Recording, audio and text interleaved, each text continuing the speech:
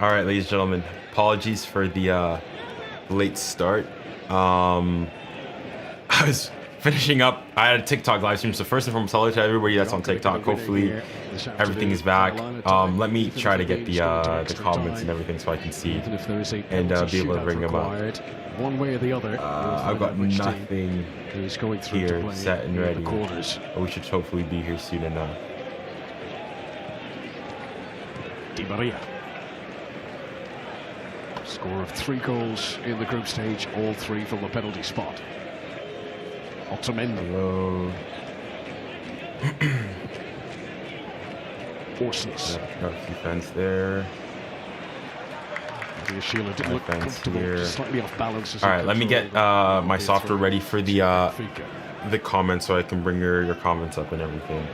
Start the Europa 𝙀𝙀𝘾𝘼𝙎𝑖 has a YouTube channel. I guess I do look a bit like 𝙀𝙀𝘾𝑼𝙎 now with the haircut. Where do I want to go? Domestic games for Chelsea. Social stream. Standing firm behind 𝙬𝙬𝘼𝑎𝑑𝑖𝑠. Oh, but then he's run into trouble. And 𝙬𝙬𝑼𝑎𝑑𝑖𝑠. Finish! 𝙬𝙬𝘼𝑐𝑚𝑒𝑖𝑐 comes to 𝙬𝙬𝘼𝑎𝑑𝑖𝑠 rescue there. Another careless Chelsea pass. Samuel Dahl. Sheldrup. I already know there's going to be issues with the leg. That is not anywhere close enough to Ángel Di Maria. Okay, remove you, remove you. Chelsea quite careless with their passing. 2 occasions there. 𝙬𝙬𝘼𝑐𝑚𝑒𝑖𝑐 Reload you. And a poor pass from Florentino. Lets Chelsea off the hook the second time. Let me get... Liam Delap, who was Ipswich Town's Player of the Year and Young Player of the Year this season before he's moved to Chelsea.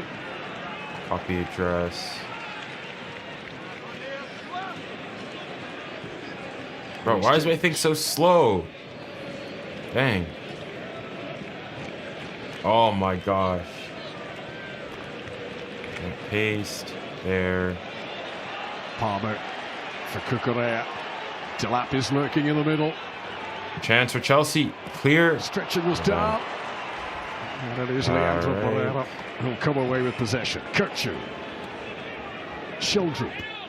Right, let's load you here. Bro, my computer is running like so slow. Holy smokes. Hey, everyone.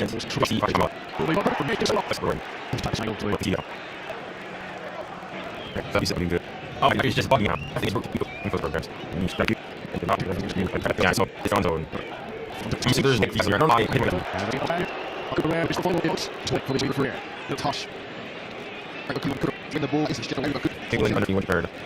Does enough.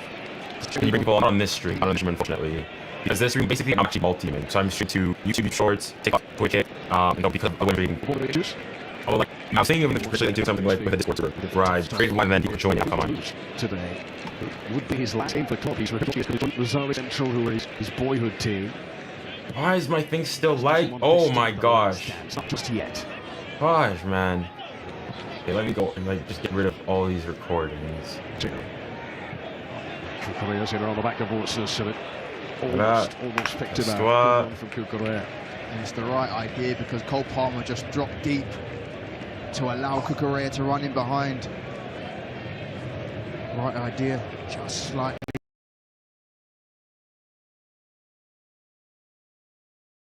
No lag, hopefully. Whether you're on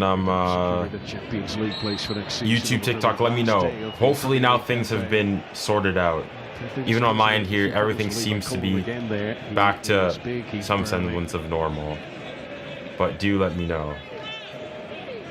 For Benfica, they were picked to the post in terms of the Portuguese title race. It's better now. All right. It ain't lagging. Okay, things are back to normal now. To lose out to Sporting in all 3 domestic competitions this season. Yo, what's up? I've been doing good. To all the people I've been enjoying recently, specifically going and debating things on TikTok. It's one thing I've wanted to do also on YouTube. So if you guys don't follow me on TikTok, obviously you can go live and whatnot.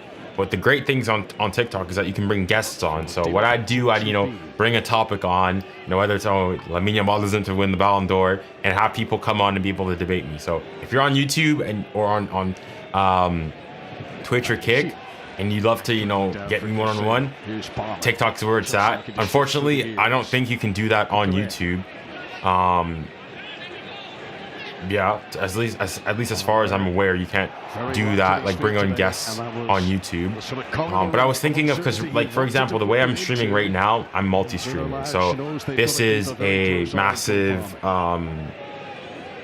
whatchamacallit, no one read it and gambled in that corridor of uncertainty.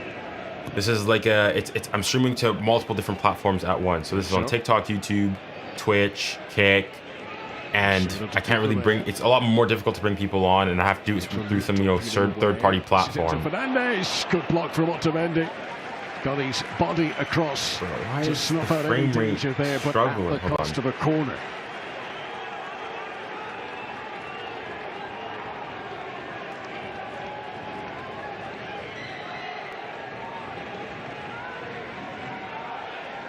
Right start from Benfica here, but Chelsea are getting used to their surroundings. Right. Palmer to Caicedo. Benfica trying to step out. Reece James. But who does everybody have winning here? I think Chelsea will win. I think it's going to be tight. I really think it's going to be tight. I really think it's going to be tight. And obviously for the Prem Tards out there, I hope Chelsea lose. I hope Chelsea lose. Or I say I hope they get smacked. Hope they get smacked. Benfica's back 4. 2-1 Chelsea. Oh, of course, you're a Chelsea fan. We'll see. The big game. My camera's a minute late. On to zone of the Club World Cup. Is it? Messi reunited with Paris Mine's at 18:30. I'm on time. At least it's synced with mine. That'll be in Atlanta. Unless my game is actually behind. In those boots. Now you can watch every game live and for free. What y'all think about the 𝙀𝙀 loss? I mean, I was watching the game, and I mean, they were deserved to lose. I thought 𝙀𝙀 dominated the entire time. I think they've also been better just in the Brazilian league. No. Tried to cut it back from No. What a save! What a save! Celebrations from Antonio Silva. What a save, Antonio Silva! Vamos! Vamos, man! Let's go! Realizes his team might be in trouble. Gets back on the goal line. Brilliant. It's a good shot though by 𝙀𝙀, but it's really well anticipated. Not 𝙀𝙀, who has scored 7 goals from left back for Chelsea this season. All 7 have come at home at Stamford Bridge. For a moment there, he thought he was going to open the scoring today. Here's Lavia. 𝙀𝙀. Down he goes. No foul. Kick for Chelsea. Antonio Silva's tackle. As soon as Vinny changed his hairstyle, all of a sudden he became good. I mean, I think, again, they're correlated, but I don't think it's the cause. Physical stuff. Orsnes trying to keep tabs on Cole Palmer. That clipped the outside of the post, I think. But it's so weird, guys. Is it just me? Is it weird seeing Cole Palmer without the long sleeves under? It's so weird seeing him like that. Sneak it to the near post. Dang. Almost does it to perfection.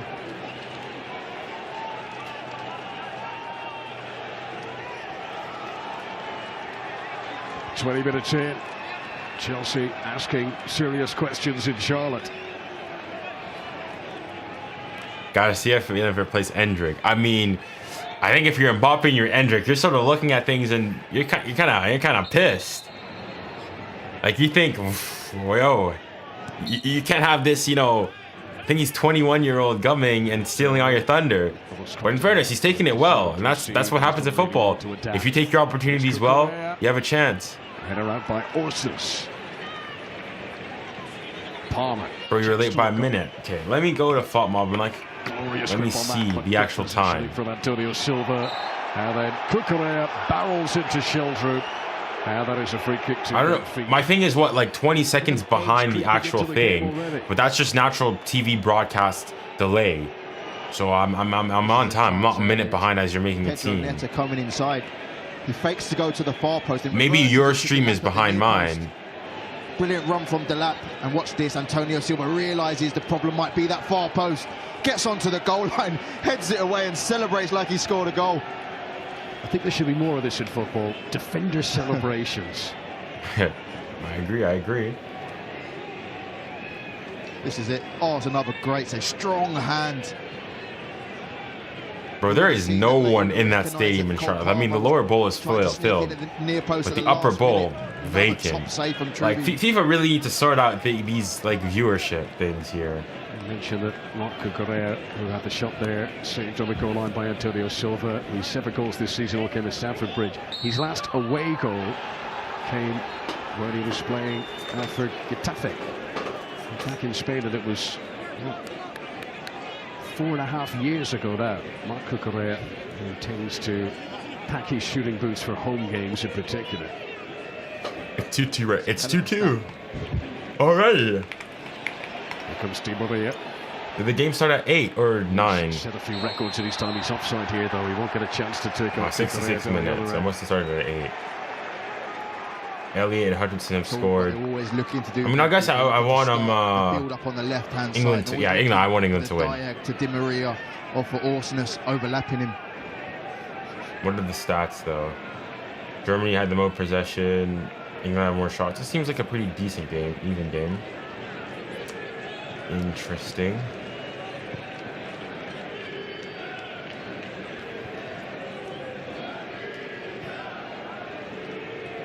Chelsea fans from England didn't travel purposely. Caldwell. Well, there's not a lot of fans that just traveled purposely, just overall.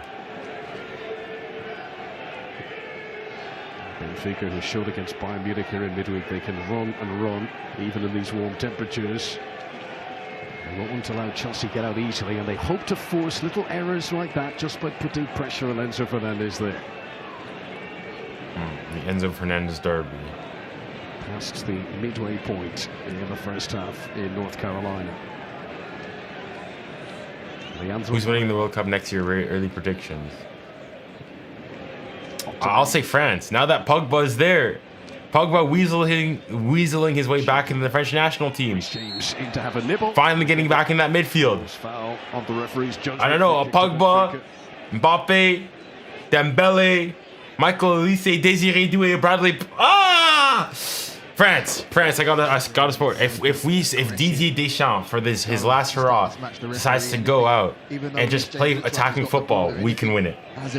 In terms of talent, no team looks us in the eyes. Sanchez not been as busy as Trubin down the other end. Will Nuno Mendes be able to stop a 38-year-old, or will Messi show his magic? Well, I don't think Messi. You're gonna have many direct one-on-one confrontations. Just because Messi's he doesn't really play as a winger anymore.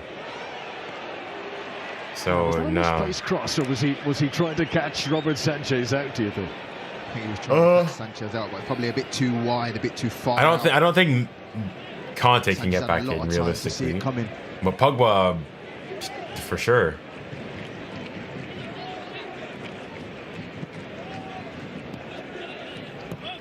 And Messi plays deeper and he plays more centrally as well, so I'm not sure we're going to see a lot of direct Messi versus Mendes action. Pogba, Conte, Mbappe, Dembele, Doué, Ulysse, Saliba, Konate, Koundé, Maignan, Camavinga, Chouamini, Hernandez. Yeah. So if we set our things right and we have the right tactics, I think France go and potentially is one of the favorites. The winner of this game will play Palmeiras. They beat Botafogo in the first of the last 16 games. Good. Earlier on today, all Brazilian clash, that one. Palmeiras. True, he was. Botafogo from Rio de Janeiro.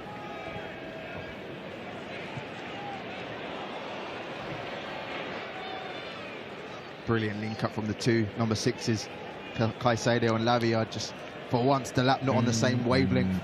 Lavia looking to feed him down the side.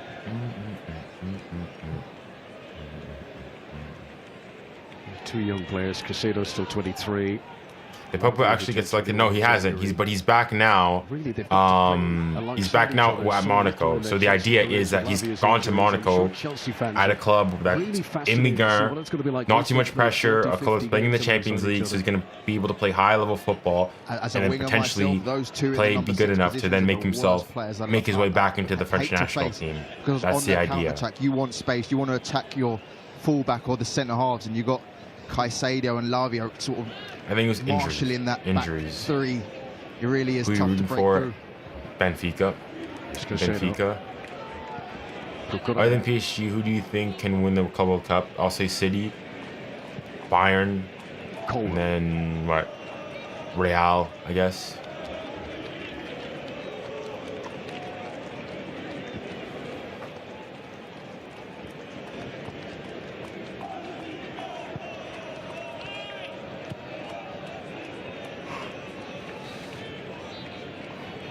What is the best transfer this summer thus far? All these players know one moment of brilliance. Speaking of transfer, you got 𝙀𝙀𝙖𝙀𝙀 at Chelsea's been pretty decent. Could force an elimination for the team too. Cautious approach Florian Wirtz, but he hasn't played yet. 𝙀𝙀𝙖𝙀𝙀 in a good position, just too high for him. The Spanish fullback who loves to make those runs into the penalty area. Yeah, Chelsea need to do that more. They're deploying Reece James. Junior, what does this say about Camavinga and Tchouaméni's development if Pogba walks back into the midfield? For me, that means that they haven't developed at Madrid, especially Camavinga, with how highly rated he was.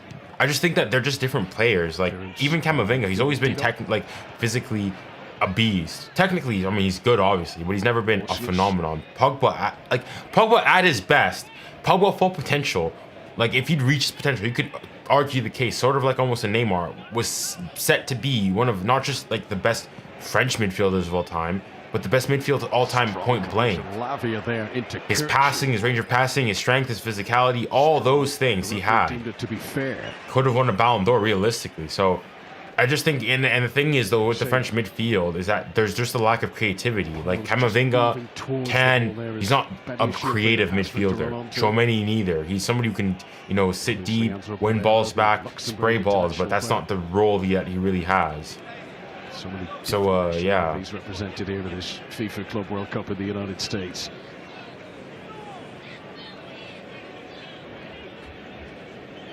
Oh, Hoisted as well. Hoisted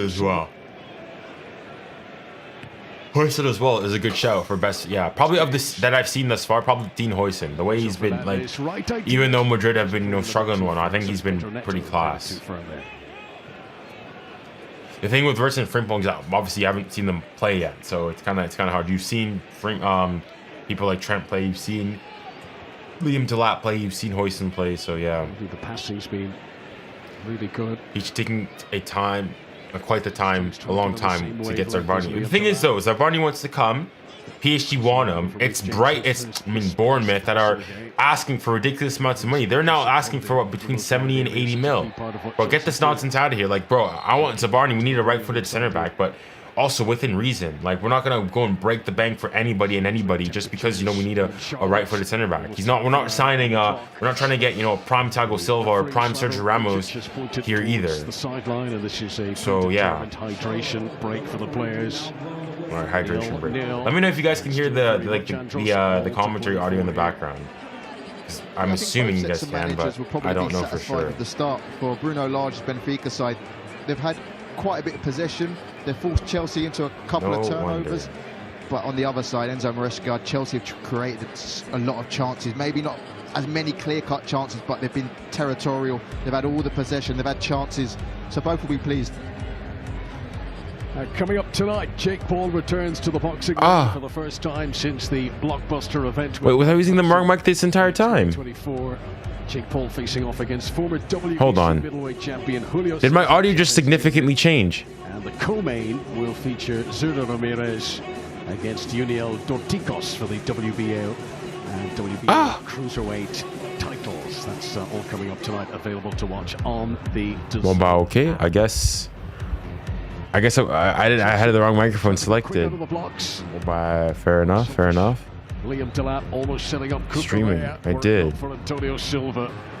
𝙎𝙬𝘾𝘼𝙎. I'm gonna go back to this one. This is a brilliant save. The more I Dang. see it, the better it gets, because he's looking to hit it high. Very well then. Near post, catch the keeper by surprise. But Yeah, okay. Well, my bad for the audio, but the audio should be fixed now. Now this should be back to the general audio. Concentration is going to be key. Why the audio's commentators talk about Jake Paul? Because they're promoting the Jake Paul fight, because it's the zone. Guessing Chelsea's playing better. Yeah, they've had. I mean, Benfica's been all right, but the game has gone as you expected. Chelsea to dominate possession, dominate the chances, but not clearly so either. Do you think PSG can win the Champions League next season, or even with the Champions League, or with the Champions League final next season? Yeah, potentially. I think they go in as favorites. They're not.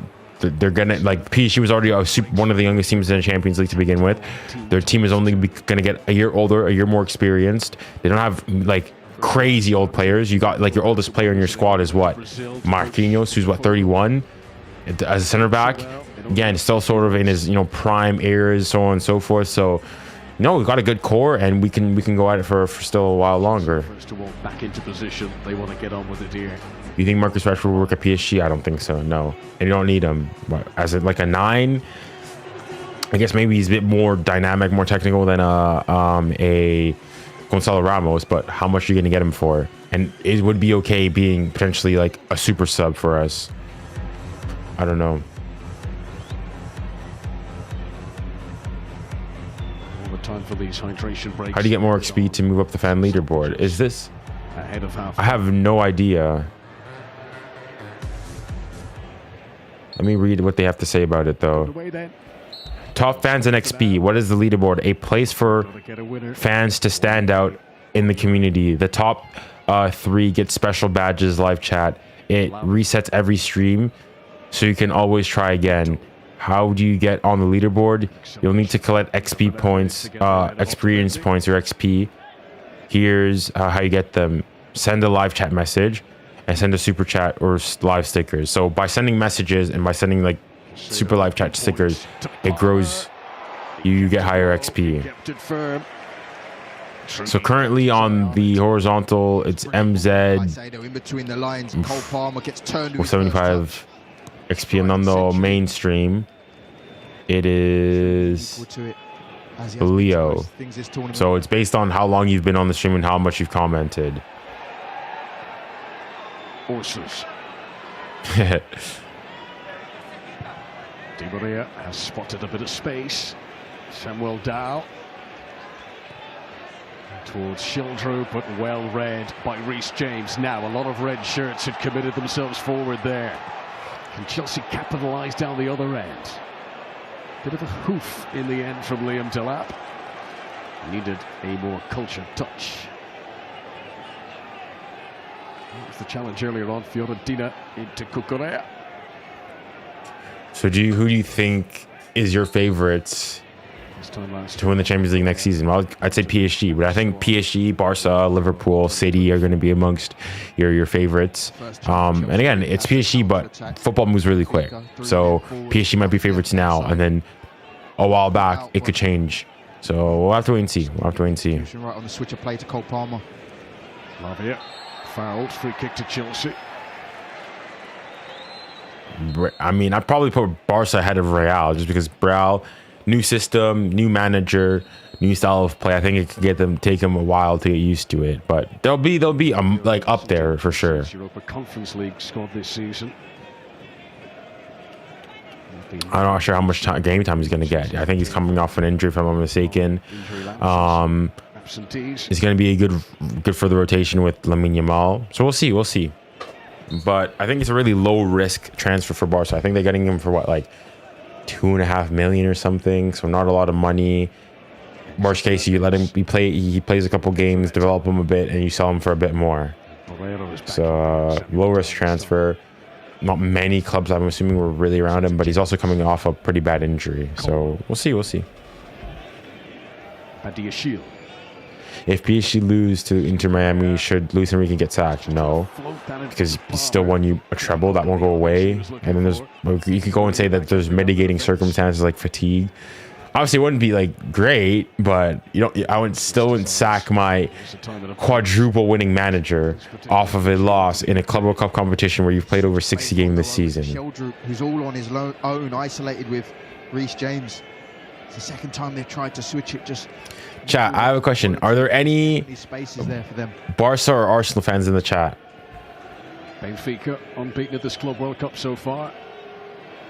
Any Barca fans or Barca and Arsenal fans in the chat? Antonio Silva again. He's got ice through his veins. Antonio Silva. He's only 21 years of age. He plays with the composure of a much older, more experienced Arsenal fan, Barca fan, hell both clouds. You've got the quality and experience of Otamendi next. All right, my point is, I recorded a video today. In chat, let me know what you guys think about it, bro. Both of them See the vision, see the vision. I legitimately think that Barca fans are just Arsenal fans with trophies. Barca fans are just Arsenal fans with trophies. The excuses that they use, they're all the same. The exact same excuses. All the time. Just look at, for example, how they went out in the Champions League this season. All right. First and foremost, with Barca fans and Arsenal fans, it's the refs. The refs. There should have been a penalty. There should have been this. We should have had a foul here. Blaming the refs. That's number one. That's what they have in common. Number two, specifically this year in the Champions League. No. Oh, good save, keeper. Good save, keeper. Good save, keeper. On that point, the number two thing is it's the keeper FC, but it's the keeper. It's the only reason, you know, PSG beat Arsenal was because of Donnarumma. The only reason Inter beat Barca was because of Jan Sommer. The keeper FC, keeper this, keeper that, keeper this, keeper that. Then next, and this is something that is extremely often. It's but the board FC, The board FC. It's always something with the board. You go and you look. Barcelona can't sign players. Are making are pushing every single lever, pushing every single possible lever available to them. Multiple going, wasting money, so on and so forth. Having debts. So like selling, you know, a third of the stadium to this. You know, parts of the seats to this, that, and the other. Then you go and you talk to the Barca fans. Oh, but it's the board. It's Bartomeu. It was Bartomeu's fault. It's Laporta. It's Deco. It's them. It's them. We can't sign because of them. You look at Arsenal fans. When you go and you say Arsenal needed strikers this in the winter transfer window, they need to get a striker. They needed signings, but it's the board. They won't give them the money. They won't allow it. They won't do this. They won't do that. It's always the board. But it's only them that can use that. It's only them that can use that type of argument. When it's PSG and they go and they spend money on 𝙎𝙬𝘼𝘾𝘼𝙎𝑎𝑐 and it's all seen as a bust, so on and so forth. When it's with us, but you guys wasted money on 𝙎𝙬𝘾𝘼𝑚𝘼𝑚𝑖. You guys are able to spend 90 million on 𝙎𝙬𝘾𝘼𝑚𝑖 and and it not work out. When it's us, I'm not gonna go and say, but it's the board. That's Nasser. That's a Nasser signing. I had nothing to do with it. It's a Nasser signing.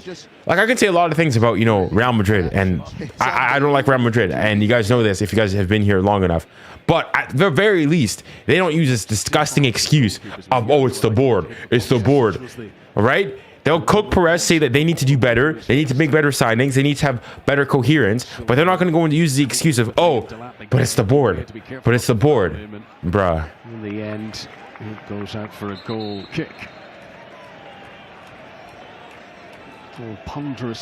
Be honest, Neymar Prime in Barca better than Neymar Prime in PSG. Well, the moment the debate was done, the moment where Neymar himself came out and said that his prime was at PSG, that his prime as a footballer was at PSG. The moment he said that, for me, what it's done. We can go and argue based on so on and so forth, but when Neymar went out on the Brazilian podcast, so on and so forth, and said that his prime was at PSG, it is over. C'est fini. I don't know what more you want to say there. Otamendi gives it away too. Another chance for 𝙎𝙬𝘼𝘾𝘼𝑚𝑖 Caicedo. If you were to choose between Madrid and Barca, which will you choose to support? Probably Barca. Because even though, for me, Barca, the agenda is it's recent. Like if I wasn't a PSG fan, I probably would have been a Barca fan. Palmer. Good pace to this from Chelsea. Ďuďović But still in. yeah, the Madrid stuff is it's the fugaziness, it's the Papa Perez payments, it's the refereeing, it's the child sacrifices, it's all the ridiculous nonsense. Very impressive. So I'd still have Barcelona, but honestly, like right now at this moment, because of the way Barca fans be moving, low key, we need. I'm low key hoping for a Real Madrid humbling. Real Madrid just one game, smack Barca just once, and then have them draw ever since. Just to smack them a bit, bring them back down to earth, because they've been chatting a lot of crap. It's the right ball again, that switch of play from the right to the left. They can't seem to get it right.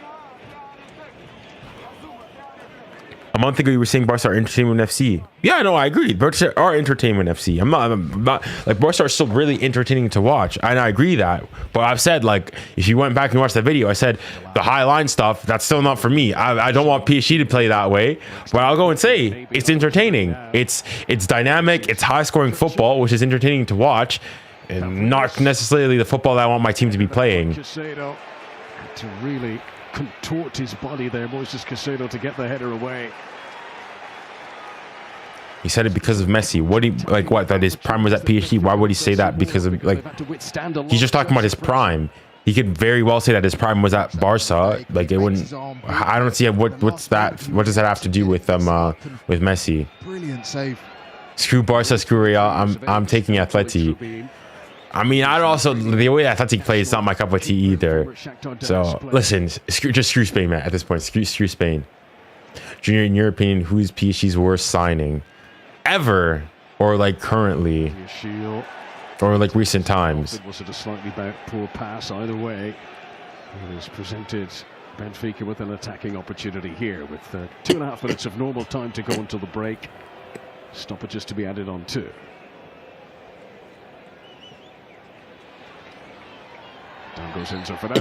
Do you think all of Real Madrid's Champions League campaigns were rigged so that they could win it? Not rigged, but they had calls that went their way.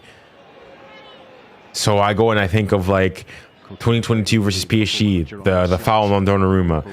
I think of the last year, the goal that was ruled, the phantom goal that was ruled out by for de Ligt against Bayern. In the 2016 final, where Ramos scores, he's offside. 2017, where Ronaldo was offside twice against Bayern. Like, there's a bunch of them.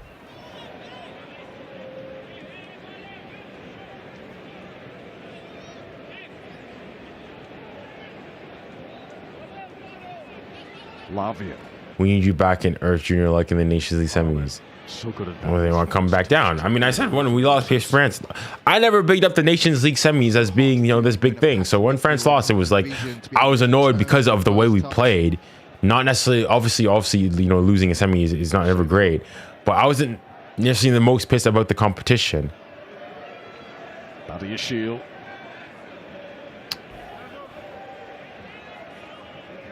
What do you think of Bayern Munich? Are you nervous about Bayern Munich specifically? Not really. I mean, they're good. They obviously they could beat us as well. But yeah, He's keeping Pedro Neto quiet for now. Benfica playing. I think so. I mean, I watched that Benfica game. He was the thing I don't understand, chat. Is it just me, or when was the last time you guys saw a player who's officially no longer going to be with that team, but still be there for that team? So officially, 𝙎𝙖𝘾𝘼𝘖 is. That's why I was surprised to see him. Officially, he is going to be going to Galatasaray. He's going to be playing for Galatasaray next season. But currently, 𝙎𝙖𝘾𝘼𝘖 is he's playing with Bayern at the Club World Cup and getting significant minutes. And then for all that, he had a generational disaster class. Can you speak French? Oui, je préfère les français. Baguette ou croissant? Je préfère les croissants. I prefer croissant. In my opinion, 𝙎𝙖𝘾𝘼𝙎𝙖𝘾𝘼𝙎𝙎, who is labeled a flop. Yeah, true. So if you all time, then yeah, people like him, people like 𝙎𝙖 Rodriguez were bad as well. So yeah. A little gap. A gap which was immediately shut on him like elevator doors. Ooh. And then a collision. Caicedo has hurt himself here. Up against Leandro Barrera, both players hurt and down.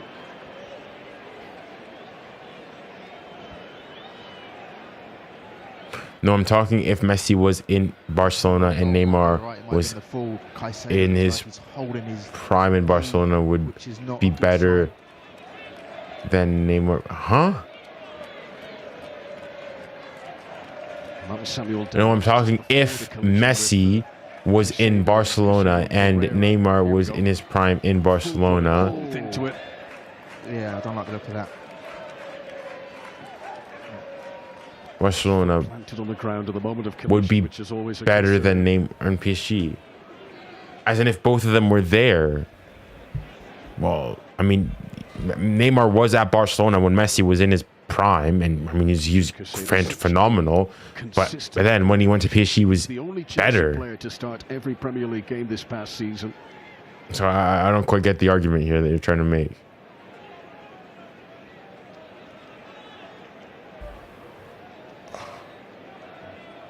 I disagree. I don't. It's not a preseason tournament. To that extent. Yeah, I feel like maybe like European clubs are trying to use this as an excuse, perhaps to mask their bad performances. But like this tournament is literally taking place at the exact same time as the World Cup would. Starts in mid-June and it's going to end in mid-July. A 1 month span. So like nobody ever said that the World Cup was a preseason tournament, did they? So I don't get it. The Euros took place at the exact same time last year. People saw that as a last season, like it was an end of season tournament, the biggest end of season tournament. Like I don't get this narrative. Good news is that Caicedo is walking off the pitch. And looks to be comfortable. He received treatment. He'll have to wait for the referee's invitation to come back on. There he is, bottom of your screen. 𝙀𝙀🙬. Antonio Silva. Caicedo back on. In terms of the volume, those are international, buddy. But as in the games, like the season, the footballing, at least the European footballing club season, is considered to start in August and finish in July. That's the time span. And obviously, typically in July, most of the time, the players are on vacation or playing in for the national teams. So in this competition, so I don't get how the games, the same amount of games, these games, like this is around a 16 game in a FIFA Club World Cup. This would be the same thing in a Club World Cup, in the actual World Cup. So they're taking place at the exact same time. It's the same level in terms of like phase of the competition. But 1 year, it's, a preseason one. The other time, it's, an end of season tournament. Here is Palmer. Like, make it make sense. And it's Antonio Silva who makes the block again.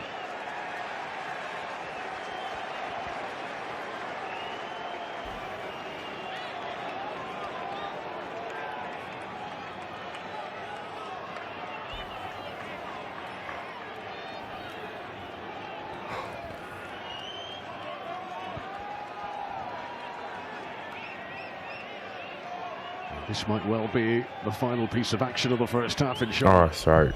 3 minutes at a time.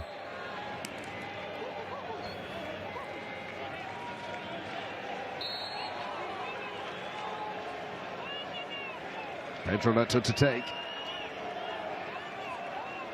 Lavi at the moment unmarked in the end. Okay, but the thing is, though, the games are taking place at the exact same time.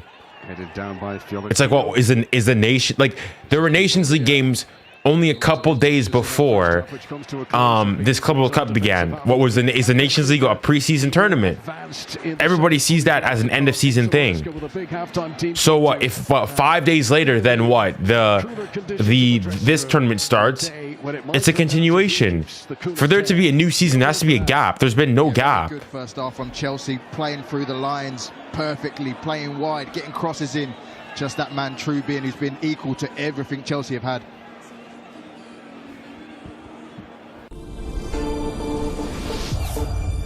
No.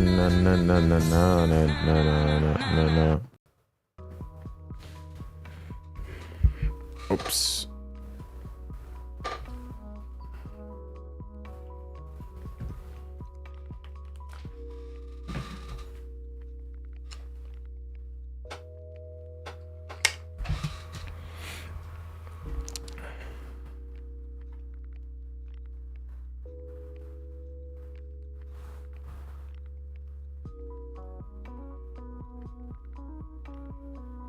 Fair enough. Fair enough.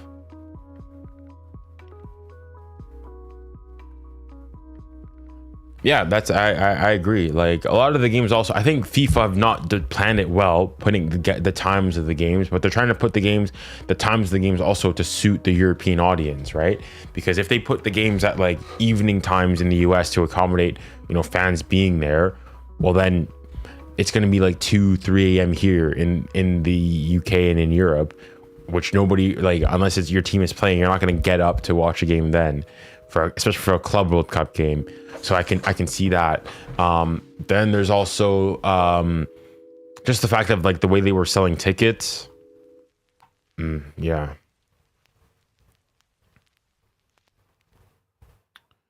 Because the clubs are making signings during this time, and the Club World Cup does not have as much of a historical significance as an American. No one here gives a crap about this tournament. Yeah, I agree that no one gives a crap, but what does that have to do with the fact that this is a preseason tournament? Like, you might say that the European clubs are treating it as a preseason tournament, but it's not in terms of where it is on the footballing calendar. Like games in June are still considered to be games that are taking place. Like, for example, the Champions League final was played the 31st of August. 15 days later, 2 weeks later, you had the opener for the FIFA Club World Cup. Are we saying that it's a new season all of a sudden? And in between, then you had Nations League games. So someone like a Vitinha went from on the 10th of June or whenever it was, playing a Nations League final, and then Nuno Mendes to a couple of days later, 6 days later, playing, you know, at Pasadena at the Rose Bowl. And it's a different season. Like, I think maybe the fact that, like, you know, clubs are wearing different, you know, jerseys and whatnot, maybe that's what's changing people's mind. But this is still this is still for me the 2024-2025 season. If PSG win the Club World Cup, I would count it as a trophy won in that season, not for the new season to come.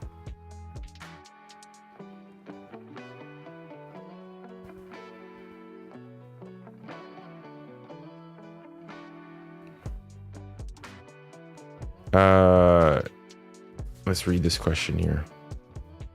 Serious question here. Does the Club World Cup performance matter for the Ballon d'Or? Thoughts? I think it does. Like, just like for example, the Nations League, I would say that, yeah, those games did matter, but they didn't matter as much as dogmalistas out there made it out to be. Like, of course it takes weight, but it's not more important, more impactful than, like, you know, winning the Champions League, for example. Like, they tried to make that semi-final game, be the Ballon d'Or decider game. And like, it wasn't. Had he won it, yes, of course it would have, you know, changed things and maybe boosted him above, but not above a Dembele who's won, you know, a Champions League. And like, the FIFA Club World Cup, obviously it will boost it. But like, for example, if Mbappe wins it, I'm not going to go and say Mbappe should not be the favorite for the Ballon d'Or. It'll boost his rankings in it, but it won't put him favorite. If you guys get me.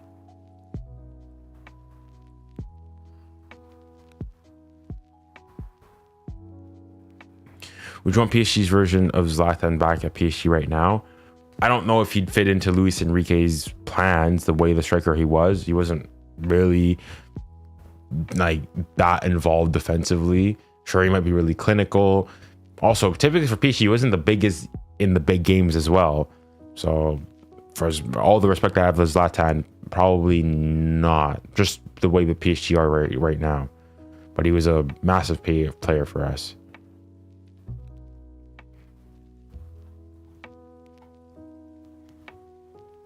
Who is your top 5 Ballon d'Or? No bias. So no bias. Dembele, Rafinha, Hakimi, Vitinha, and then Yamal. Currently, if PSG and Real Madrid meet in the FIFA Club World Cup, who do you think will win? I think currently I would go and say that PSG probably go in his favors. I think the way that they play, what they have offensively, I think we'd be better. But anything can happen. It's a game of football. It's 90 minutes. Anything can happen.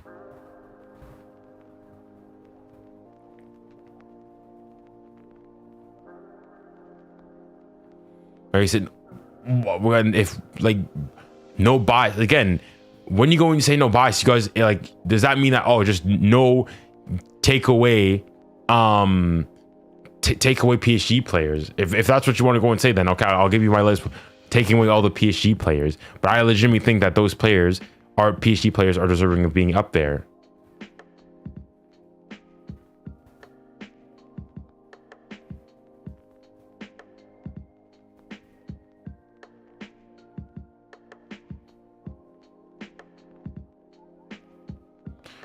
I love Vitinha and Hakimi, but top 5 is. I think, like, what more can Hakimi do? What more can Hakimi do? Hakimi, I think, if I'm not mistaken, has the most ever goal contributions by a defender with 24 over the course of a season. Has the most contributions by a defender in the Champions League. Scored in the quarterfinals, scored in the semifinals, and scored in the final.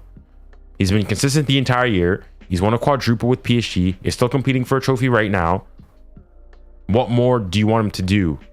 Like, what more can you ask of a right back to go and to push him in the Ballon d'Or conversation? He's the best player in this position. He's been consistent the entire way through. Like, what more can you ask of him?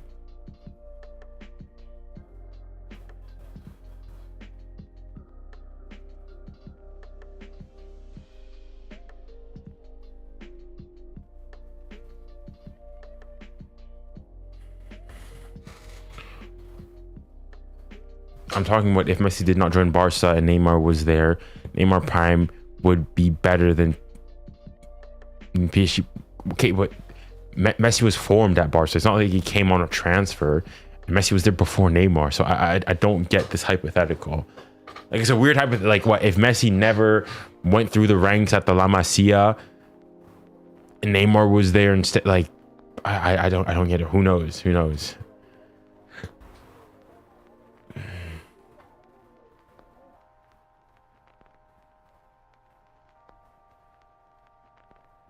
Yeah, exactly. Like, what more can a Hakimi go and do? Like, for example, as a PSG fan that's watched basically every single PSG game this season, I'll go and tell you, Hakimi's been more consistent than Vitinha. Who Vitinha's been, he's been good, he's been consistent.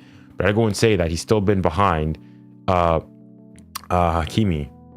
Hakimi's been consistent the entire way around. He's got the GA as a right back. Like, Hakimi's got more GA than Lamine Yamal this season in the Champions League.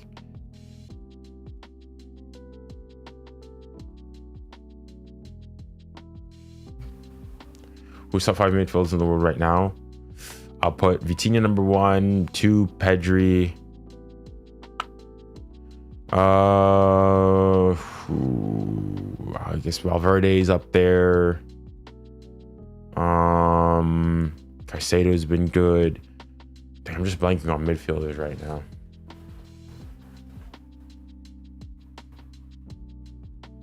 England scored 3-2. Did they? Let's see. Surely the game has to be done soon, because the last I checked it was the 66th minute. 94th minute. Who scored the second goal? Rowe. Where's the game on though? Is it on like UEFA TV? Let's see. Maybe I can catch the last couple moments of the game.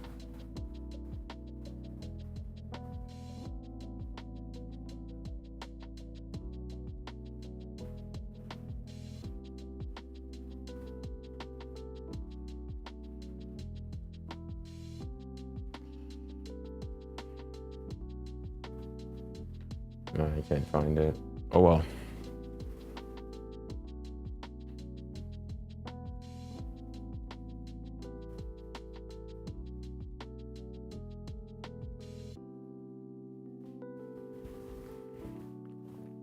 If Inter Miami win against versus PSG, dye your hair blonde. Why would I do? Listen, this isn't a competition that I care much about. Like, if PSG lose, obviously I won't take it well, but PSG still had a crazy season. But obviously, we ain't losing.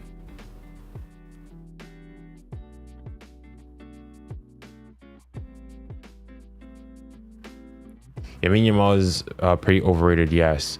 Yes, what he's doing right now has been really good, but people overhype what he's done because he's 17. Age shouldn't be a factor. Yeah, especially when you come for the factor for the Ballon d'Or. So it's all great and awesome that he's done all that, but exactly when talking about the Ballon d'Or, it shouldn't be in the conversation. Lamine Yamal wasn't the best player in any of the competitions that he was participated in. Arguably, the one you could say he was the best in was maybe the Copa del Rey, and even then you could go and say that Ferran Torres was better than him. In the Nations League, he wasn't the best. In La Liga, he wasn't the best. Not the second best in La Liga, not the third best arguably in La Liga, with Pedri being better than him, Rafinha obviously being better than him, and Mbappe also probably arguably being better than him.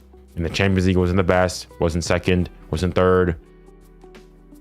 In the Nations League, same thing. So there you go.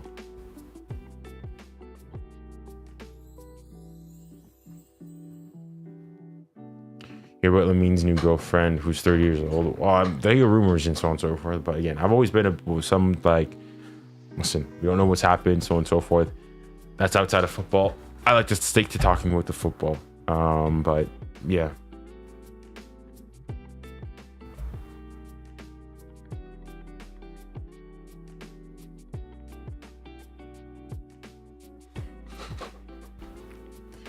UEFA only says that Dembele, he was the best because he won the UCL. Well, if that's one of their criteria, if in their criteria winning the competition is the most important thing, then so be it. We don't know what their criteria were. Dembele allowed his team to go and win it. So, well, it's like Ballon d'Or, one of the criteria is your team's success. At the end of the day, yes, it's an individual award, but it's also, what is it? It's awarding and rewarding, team success. So that has to also be taken into account. And you look at in the Champions League, Dembele won it, whereas Rafinha didn't, or whoever you think should have won it instead of Dembele.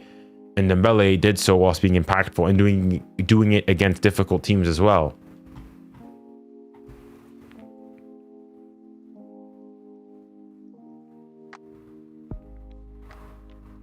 If you swap Lamine Yamal with your Ballon d'Or pick, same age, same conditions, do you believe your guy could have done what Lamine Yamal did this season? Well, my better question is, if you swap Lamine Yamal and Dembele's stats this season, Lamine Yamal wins the Ballon d'Or, no question. If Lamine Yamal had the season Dembele had, wins the Champions League, wins a quadruple, scores as many goals, but doesn't have the dribbles of Lamine Yamal, but Dembele is still a great dribbler. I don't know why people are getting this. He wins it. I think the fact that he's 17, that plays at Barca, is a massive PR boost in his favor. Guys, check this. 𝙋𝙊𝘿𝘾𝘼𝙎 has similar stats, if not better stats, than Lamine Yamal. And nobody has 𝙋𝙊𝘿𝘾𝘼 in the conversation anywhere near the top 10 for most people for the Ballon d'Or. I'd still, don't get me wrong, I'd still go and say that Lamine Yamal has been better than 𝙋𝙊𝘿𝘾𝘼, all things considered. Right? You look at, for the clubs, national teams, so on and so forth.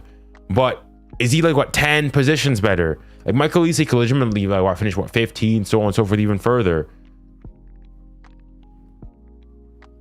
No, they've got similar GA in terms of, I think, 43 both for club. I think Lamine Yamal beats him then for international. Because in the eye test, again, I've made this thing.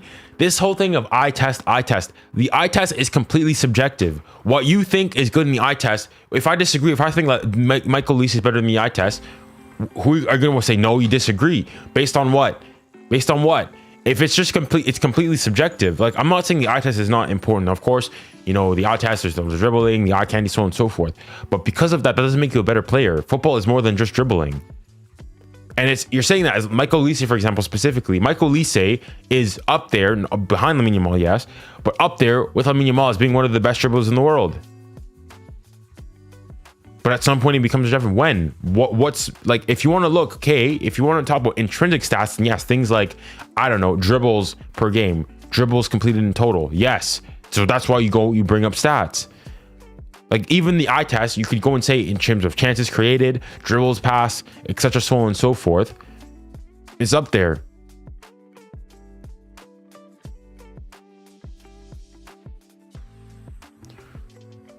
Are you live on YouTube? Yes, I'm also live. I'm on YouTube, Twitch, Kick, YouTube Shorts, and TikTok, obviously, as well.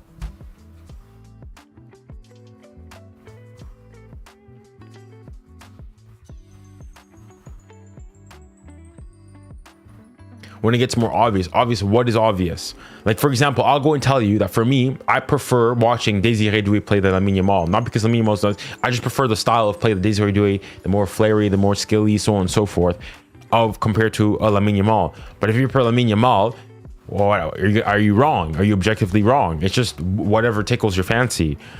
Like, if you prefer, like, I prefer the entertainment of the way, the style of play of a Neymar over a Messi. Not to say Messi's bad. I still love Messi, but I prefer the Neymar, you know, the tricks, the flicks, the joga bonito, that stuff. That's all the eye test. But like, am I wrong for that? Like, going and simply saying just watch the game is first and foremost insulting to the person, your interlocutor, but also it's not an argument.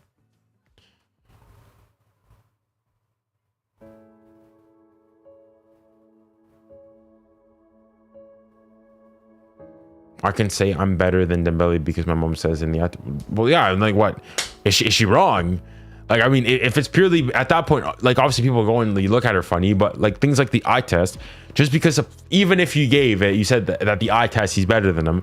The eye test is what? The dribbling, the flares, the dangerous, the, you know, attracting players, the being the most, like, you know, dangerous person on the pitch, so on and so forth. Well, things like that don't make you the better player. If that's the case, then Neymar should have won the Ballon d'Or like 3 years in a row. All right, let's get back to the game here. 𝙎𝙬𝘾, another Turkish international who did play some part in all 3 of the group games. He's coming on here and he's taking the place of Andreas 𝙎𝙬𝘾, the Norwegian, who scored the winning goal for Benfica against Bayern Munich last time out. Yeah, that makes a lot of sense. 𝙎𝙬𝘾 couldn't really. 𝙬𝙾𝘼 𝘾𝑼 had more impact on his team than Dembele. Based on what? Similar to 𝙬𝙬𝘾. Based on what? Looked to play between the lines. What do you have to base that off of? Are you talking about in terms of GA? Because that Dembele has. Talking in terms of what? Chance creation? Because if in terms of big chances creation, yes, 𝙬𝙾𝘼 𝘾𝑼's got more big chances created in the top 5 leagues specifically. But you also have to look that Dembele's also played less minutes than 𝙬𝙾𝘼 𝘾𝑼. If you look at, for example, chances created per 90 minutes, then things change.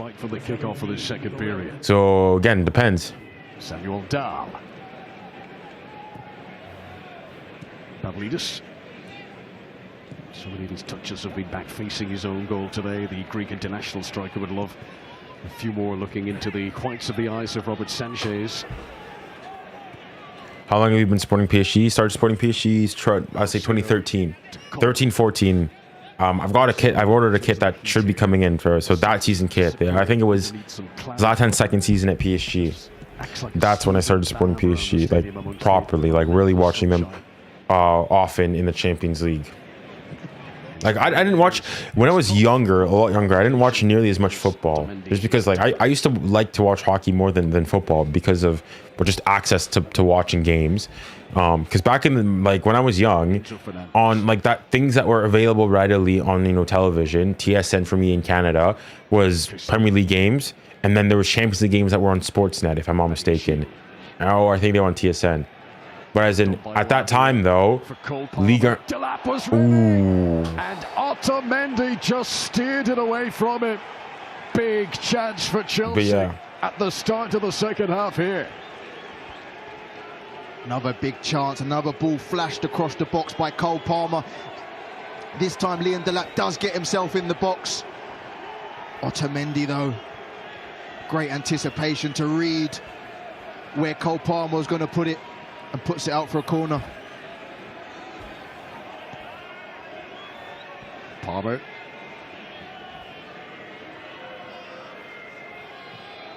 Caicedo.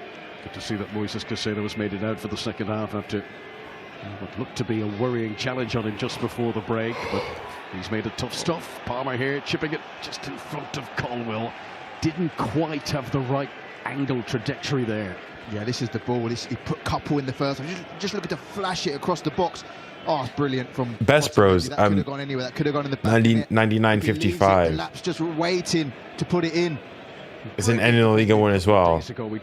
I mean, maybe I'm not tracking what you were saying previously. Put into his own net for an own goal in a situation. I think maybe I've lost the train of the argument. Mendy was able to hook it away. But as a winger, that's what you Right, we're comparing Lamine Yamal to Kylian and to Mbappe. If not, can you cause troubles? Can you force the defender into hitting it into his own goal or out for a corner like Otamendi did? 𝙀𝙊𝘾𝘼𝙎𝙖. Up-tempo No, he start wasn't. to the second Oh, period okay. for Chelsea. 𝙊𝙖 fancies one Oosh. from long range. He scored from the halfway line about a year ago against Dang, this- Bournemouth. 𝙂𝙀𝙀. Yeah, this game, I don't know, guys. This is just me or this. This is a Club World Cup round of 16 game, Bring it back. and I don't want to go and say, oh, because my team's not. I'm watching it. To bring it back in There's not clear that many people in the stands. The game is all right, but not clear. They're not much. Chelsea are able to outfox them. This is 𝙀𝙀𝘋.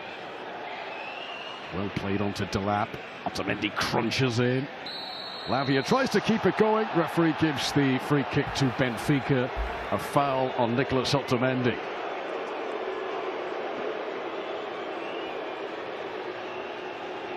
Chelsea fans here didn't like that. Another 50-50 that's gone against Chelsea. Thought the ref was going to let it go. Seemed a clear, hard but clear challenge.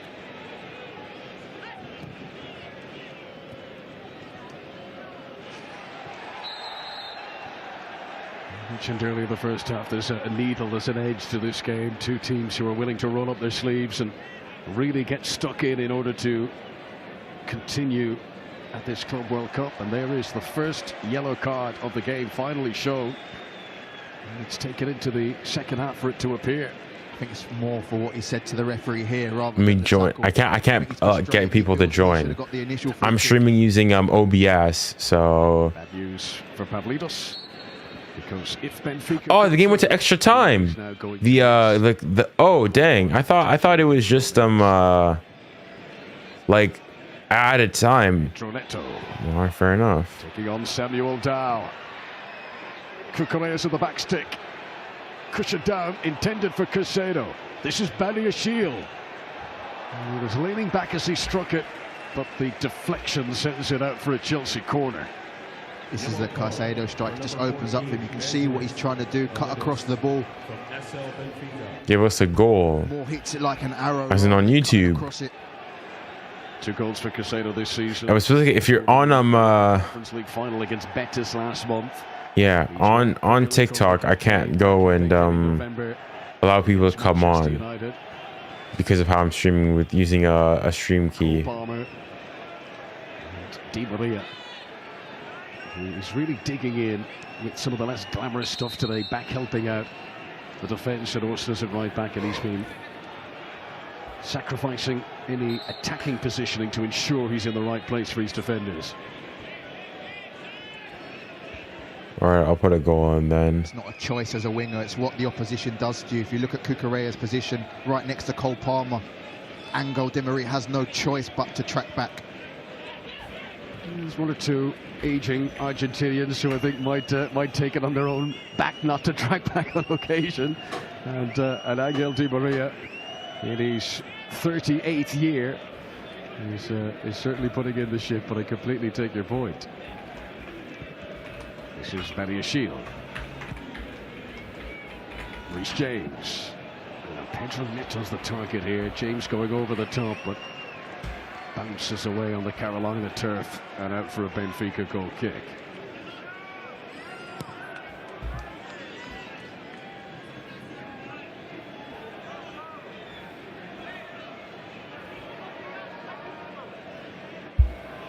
Feels like he's more animated today, Bruno Lage, than he was in midweek when Bayern Munich were the opponents. Chelsea doesn't win. This is humiliating. Are we allowed to laugh? I mean, you can laugh. Well, I mean, in fairness, Benfica's a good team. They're not some, it's, you know, fodder.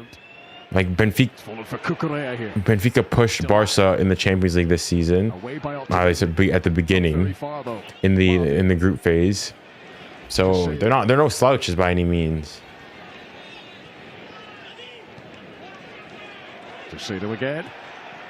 Trying to thread it through that intricate pass that Chelsea keep trying to find, and they pick up another corner. Chelsea starting this second half with a much more aggressive press from goal kicks.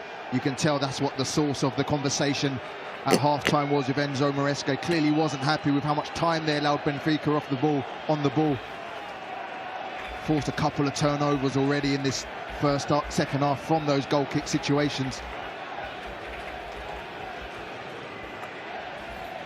7 corners for Chelsea. To have a corner, this is Chelsea's 7th.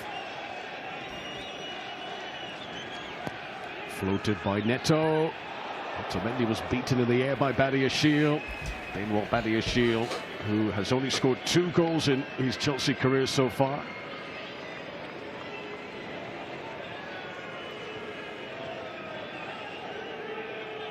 Did you watch Barley UK? I did not. I saw clips of like celebrations and goals, but I did not watch it live at all. No. Now Jack Catterall looks to return to winning ways in Manchester, taking on the undefeated 𝙎𝙬𝘼𝘾𝘼𝙎𝑗 in a scintillating domestic dust-up at welterweight. You can watch that live on the 𝙬𝙤 app.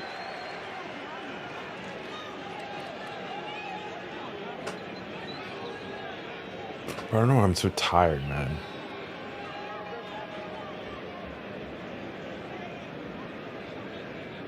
Colwell.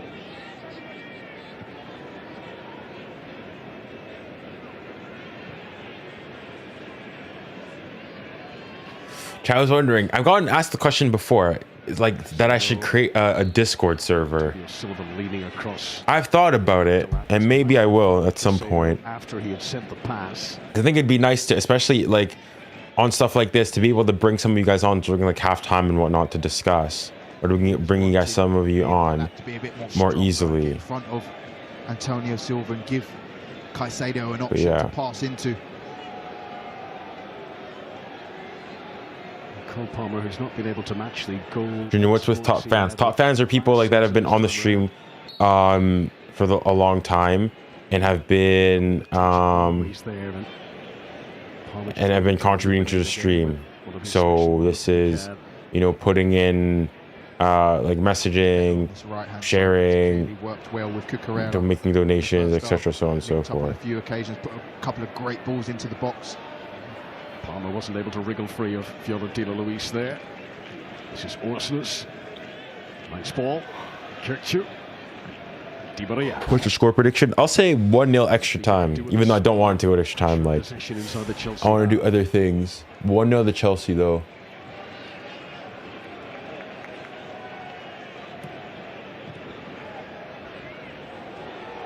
Now Palmer.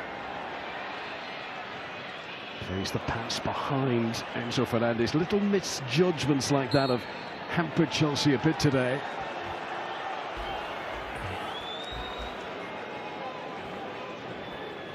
So England are what?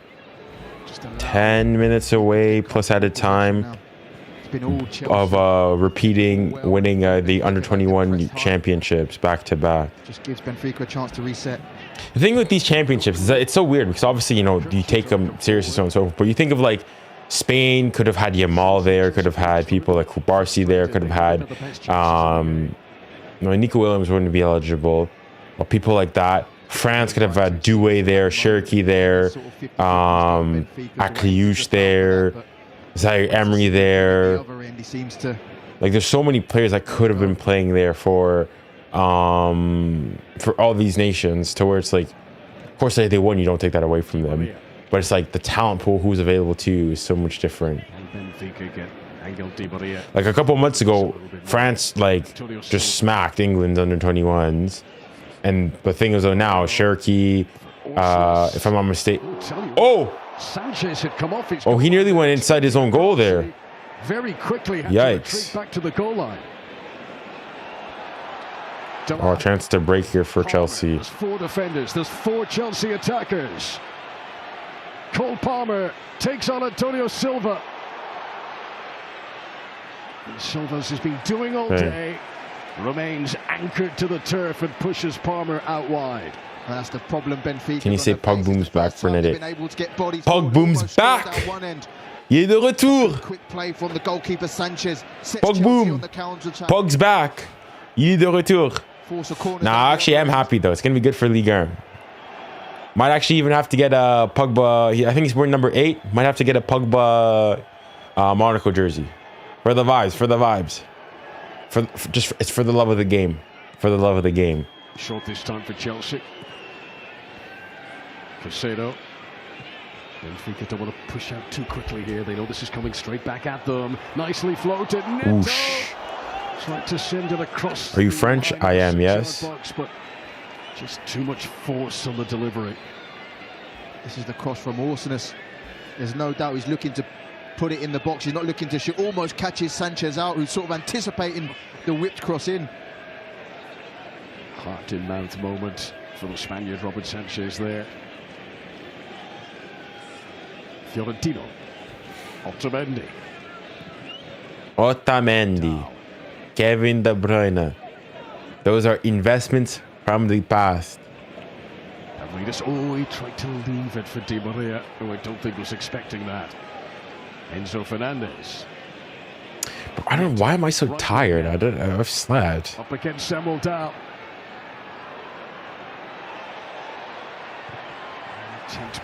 Benfica are defending well. Again, but found himself bogged down in heavy traffic. Wow. Benfica want a free kick for the foul of Di Maria, but he was offside. Do you like Pogba? Yeah, I like Pogba. I like Pogba as a player, as a person as well. He's good. It's unfortunate, you know, what's happened to him sporting-wise. You know, the doping charges, so on and so forth, and also in his personal life with his brother. So yeah. Space in behind for Chelsea. Plenty of time to go here, but worth mentioning that Benfica don't really do scoreless draws. We've got to go back 38 games since they last had a 0-0 draw in the Champions League, and that's been the only one of their last 77 games to have. Junior, would you like Antonio Silva at PSG? Apparently, the rumors that we could get him. It's too late. He's 21, so he's young. I think it's not a bad idea, but the big thing would be how much do Benfica want for him. I think there's a lot of good things. There's the fact that he'd be coming into a PSG team that's already young, so he's not going to be, you know, he's not be coming into his squad and whatnot that, you know, he's massively younger than everybody. He's coming into a squad that's already filled with a lot of Portuguese players and a lot of players from Benfica. So there's 𝙀𝙊𝘾𝘼𝑎𝑙 Neves, who's younger than him, or just as old as him, if I'm not mistaken. Gonçalo Ramos as well. And then obviously the other Portuguese player in Vitinha, Nuno Mendes. So yeah, for me, it just depend on how much Benfica would be asking for. Like if they're going to go and ask for, you know, 70 plus million, so on and so forth, then he said no. Depending on the amount of money. Should Chelsea go through? Wondering how long Enzo Maresca is going to give it before he looks to his bench. Maybe bring a 𝙀𝙀𝘾𝘼𝑎𝑙 on this left-hand side, move Cole Palmer into the right 10 position and give Benfica a different proposition to think about.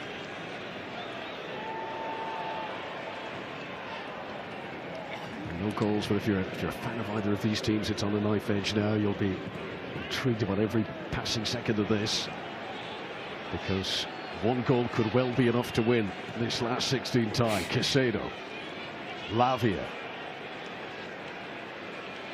Pedro Neto.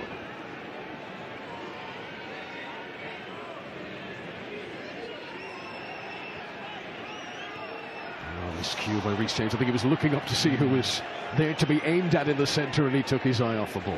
It's not like him with his qualities. He's only been able to get up there a couple of times.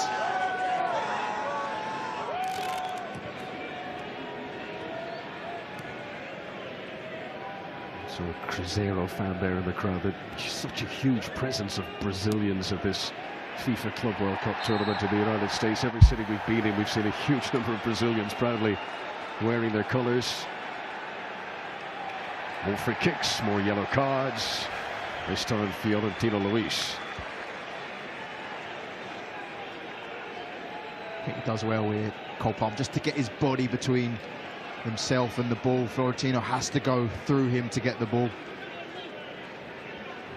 Benfica, who the players sent off in their opening game against 𝙭𝙗. Andrea Belotti was dismissed. 𝙭𝙗 also finished that game with 10 men.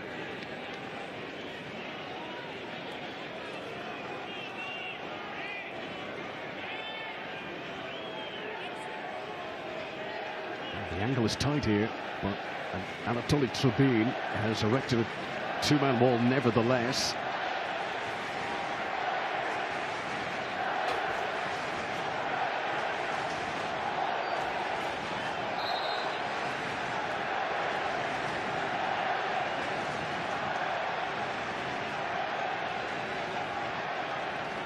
All right, chance here for Chelsea. And it could be a breakthrough.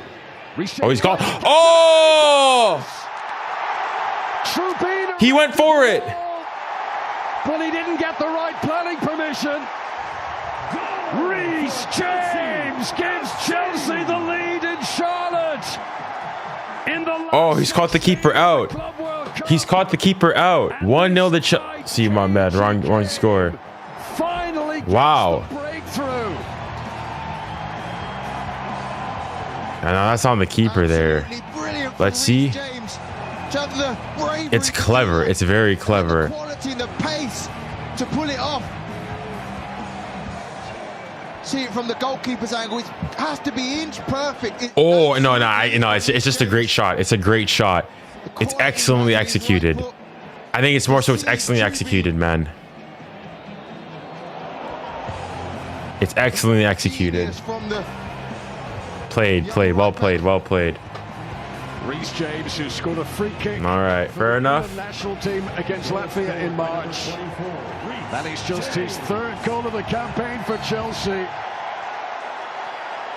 In a game that had been 0-0 for so long, this is a huge advantage for Enzo Maresca's team now. I don't even think the goalkeeper's starting position was that far wrong. It's just... Yeah, it was just a great shot. It was just a great shot. 𝙎𝙬𝘼𝑗𝑚𝑠. All right, interesting. So advantage Chelsea. Across to it. 𝙎𝙊𝘾𝘼𝑗𝑚𝑠, who's made some wonderful one-on-one saves, both today and across the tournament as a whole. So now Benfica needs to get back into the game. His performance there in erecting the wall and how he reacted to the shot is going to be questioned. In the short term, the reaction from Bruno Lage is that he has taught Andrea Bellotti to go through a warm-up routine. It would appear the Italian centre forward is about to come on. Benfica must score now, or they are going home. I think that's his biggest mistake, 𝙬𝙬𝘼. Normally in those wide situations, you line the furthest man to the right up with the far post. Clearly doesn't do that. 𝙎𝙬𝘼 able to sneak it in. Who scored? 𝙎𝙬𝘼 scored a free kick from a pretty tight angle. But it's going to be Di Maria to take. Good ball in. And there's no one marking. Oh, 𝙬𝙬𝘼, but he's offside. Offside. Junior, what's happened to the beanie? I've still got it. Just didn't want to wear it today. The disguise as well. He's shaping up to hit it to the far post. Just everything about it just deceives 𝙬𝙬𝘼. It's a deceptive shot. And it's exactly what Chelsea needed, because it's not been easy to break down. So England are in the final moments of their game. 𝙬𝙬𝘼's been equal to everything. So it looks like England are about to win back-to-back Euro Under-21 championships. 14th goal for Chelsea over the years for 𝙎𝙬𝘼𝑗𝑚𝑠. Chelsea, who've had more possession, more territory throughout this match. Now they've got an advantage on the scoreboard too. Remember Benfica, who went 2-0 down against Boca. If anybody's watching that Germany game, does anybody know how much at a time there is? Chelsea would love to build on the lead. Here comes Enzo Fernandez. Great balance. 𝙬𝙬𝘼 with the challenge inside the penalty area. Had to be careful. Caicedo. Chelsea can sense a vulnerability now. They can smell blood and they'd love to attack again. Here comes Cole Palmer. Corner again. No, goal kick this time. I mean, from the Benfica perspective, I guess you'd say you still have a good amount of time still. Decent ball in. Oh, Pavlidis! Pavlidis! The angle is tight. Well defended. Well defended. Well defended. Very well defended. Very well defended. 2 minutes of out of time. 2 minutes, so there's 30 seconds away. But there wasn't a firm enough contact. They're 30 seconds away. England are 30 seconds away from winning back-to-back European Under-21 championships.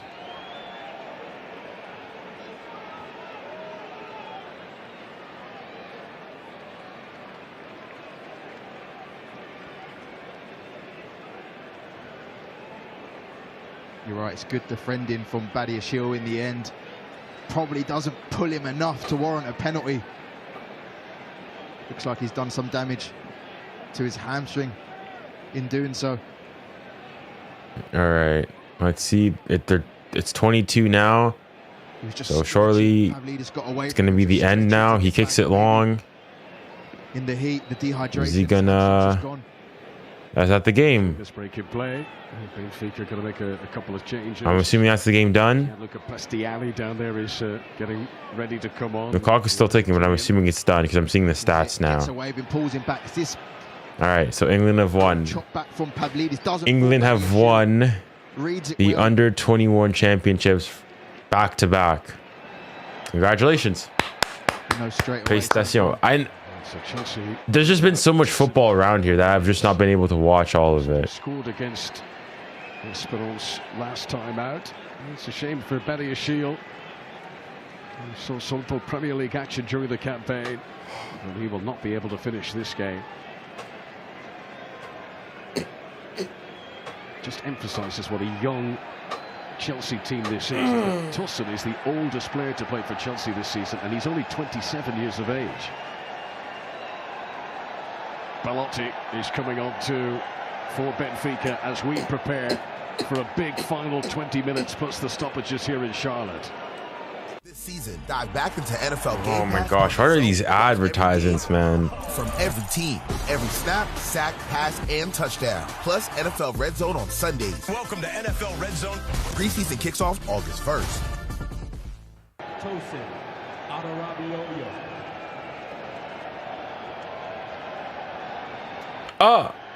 Wait, 𝙀𝙀𝘾𝘼𝘾𝑼𝙎 is 20. No, that has to be wrong. That has to be wrong. Player who was almost unlikely to play the full 90 minutes here today. Wait, guys. Does anybody know how the rules for the under-21 championships work? How the heck is 𝙀𝙀𝘾𝘼𝘾𝑼𝙎 playing for the under-23s if he's the under-21s tournament if he's 23? Oh, I know they had some ridiculous thing of like if you were 21 at the beginning of the season, so on and so forth. I just find that really ridiculous, man. This guy's older than I am. How is he competing in this tournament? Against a Portuguese club today. Picks out Cole Palmer. What the? Okay, hold on. When's his birthday? He must have turned. Even then, I don't. So at the beginning of the year, he was 22. It's a more open game now since that Reece James opening. He's 23 now. He's older than I am. How the heck is he? Because even if like 𝙀𝙀𝘼𝘋𝑆𝑝ÉRANCE, he's 22. But I know they have their weird thing of if you were like 22 at the beginning, so on and so forth. I don't know how this guy, 𝙀𝙀𝘼𝘋𝑆𝑝ÉRANCE, how old is 𝙀𝙀𝘼𝘋𝑆𝑝ÉRANCE? He's born in 2000. He's a couple days older than I am. I'm born the 19th of April. He's born the 4th. Because if they do lose the ball, Chelsea are just waiting with men overboard on the counter-attack. By the time the stoppages are added on, probably a good 25 minutes still to play here of the regulation 90. As the referee signals a hydration break for the players in the heat here of North Carolina. It's an opportunity to remind you what is coming up on 𝙬𝑧. Lionel Messi will come up against his old Paris Saint-Germain teammates as Inter Miami face the Champions League winners in Atlanta. You can watch that.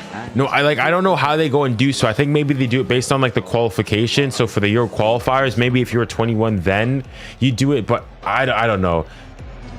So a cooling break, a chance. I think you can do it if you're born after 2022. If so, 𝙀𝙀𝘾𝑼𝙎 was born in February of 2022 of 2002, so he's a year older than I am. So like I'm 22 and I would have thought that, well, I can't compete in this tournament, but I guess technically I would have been able to had like in terms of the age. They've defended so well again in this game. Sometimes it has to be either a scrappy goal or a piece of genius, and it was a piece of genius from Reece James. No matter how many times you see it, you never tire because well, also I think for the under 21s too though, like think people like Jamal Musiala could have played for Germany. People like Wirtz could have played for them. Pavlovic could have played for them. Just shows the for France, 𝙋𝙊𝘾𝙖𝙖𝙤𝙎. Well, based on how things are, then take up perhaps 𝙬𝙪𝙾 could have played for them as well. Warren Zaire-Emery, like, it's always funny with those competitions because oftentimes the best possible available players aren't there playing. Just shows some of the powers of resilience and recovery. And it's already served them well in this tournament so far. Benfica need a big closing passage to this game. Roussel played for England at first, didn't he? He did, yeah, but he switched allegiances. But I'm saying he could have been eligible for Germany to represent them at this tournament. He's my age. And, well, if Voldemort, who's literally a year older than I am, can play, then so could have oh, chance here. It's a 2-on-1. If he plays this right, they have to score. Oh my gosh, what is he? Yeah, he waited too long. Yeah, he played that wrong. 𝙬𝙬𝙬𝘾𝘼𝙎𝙬 being held up by 𝙬𝙬𝘾𝘼𝙎𝙬.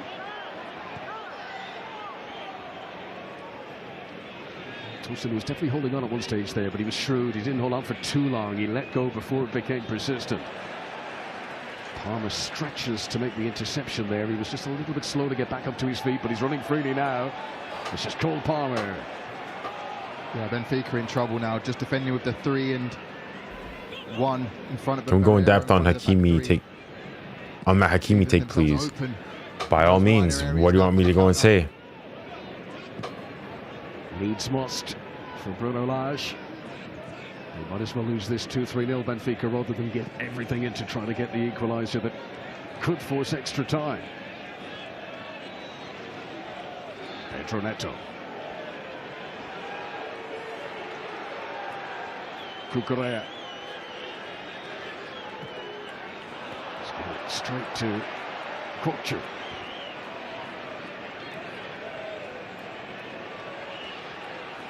Di Maria. No way through for Prestiani. Antonio Silva's header. Colwell, who found himself cantering forward there, decided he might as well stay up in the attack, and it nearly worked out well for him. Here is 𝙬𝙬𝙬𝘾𝘼𝙎𝙬. It's a game that's wide open now in terms of end-to-end action as Reece James makes the challenge. I mean, if Benfica were to score here, this would make things a lot more interesting. Samuel Dow. Di Maria. Scorer of so many goals, creator of so many goals in his career. Can he conjure up something for Benfica here? They desperately need it. Another challenge. It was gone the wrong way. Battle of 225s there. Caicedo into Prestiani. Dow. Picks out Orsnes. Prestiani. Belotti waiting. Oh, Belotti. Offside, offside. React to glance the ball. It wouldn't have mattered anyway because the flag is raised on the far side and Belotti was offside. Well, let me listen to this TikTok. Somebody made like a response to my thing. I think Belotti's run is just looking to take tossing away and leave space behind, but Prestiani just hits him. Hold on. Belotti, who missed the Bayern Munich game suspension, he was sent off against Boca Juniors in the opening game of the group. Better GA, better shooting over XG, better long passing. Well, Mean has better goal creation, shot creation, possession, take ons, miscellaneous stats, and better on-off statistics. So the guy who's saying he was 25-26 wouldn't deserve to be in the Ballon d'Or conversation. Has better underlying statistics than your winner. That's what you're saying. I'm not going to try to convince you what people say for me. In the Euro 2024 final last year, flag raised here, Chelsea offside this time. Now, the Lamine Yamal fans are definitely idiots, right? Because ex-football players and the pundits are definitely idiots here. The people who watch football every day. These guys are definitely idiots here. We have Rashford saying that based on ability, Lamine Yamal's the best player in the world. 13 minutes, so apparently Rashford's an idiot too. stoppages Seeing with for Eric Hewell, I guess he's done.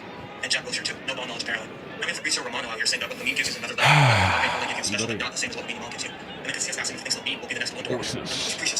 Did really well against Cucurella here. Oh, chance. Oh my gosh. He's fluffed the big moment. Right now, no other player is doing that. These are That could have been the equaliser for Benfica. You're definitely not right. You're definitely not the idiot. That's the chance right there. Brilliant work. He knows it. Look at his face. Brilliant work from Orsons. Firstly, to get away from 𝙀𝙬𝘼𝙖, but there to have the calmness to pick up 𝙬𝙬𝘾𝘼𝙎.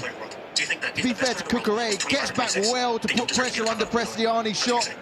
Almost forces him to scuff it with his pure presence. It was really good for 𝙀𝙀𝘼𝑖𝑎, who was the player that Orsons had brushed past. More than feel sorry for himself, he made up for it in style there, Mark 𝙀𝙀𝘼. All right, okay.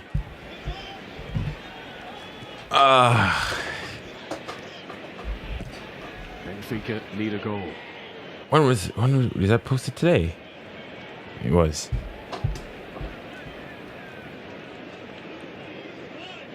Are you that bored? No, I was just watching somebody a reaction talking to me about things.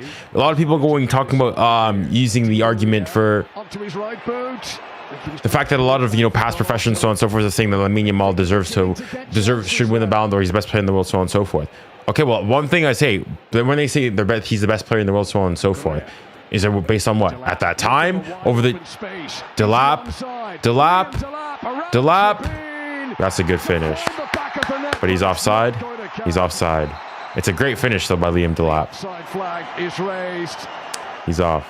Thomas. Yeah, a lot of people using the argument that because a lot of professionals have said Lamine Yamal's okay. If I've said Lamine Yamal currently the last month and a half or so has been the best player in the world, but again for the Ballon d'Or there are criteria, and some of these criteria are to go into is based on your team achievement. He said, for example, yes, in the underlying statistics he's talking about, so on and so forth. Dembele's played significantly less minutes than him. He has better J per 90 than him. Sure, of course, Lamine Yamal is a better dribbler. You look at chance creation and so on and so forth, Dembele's up there.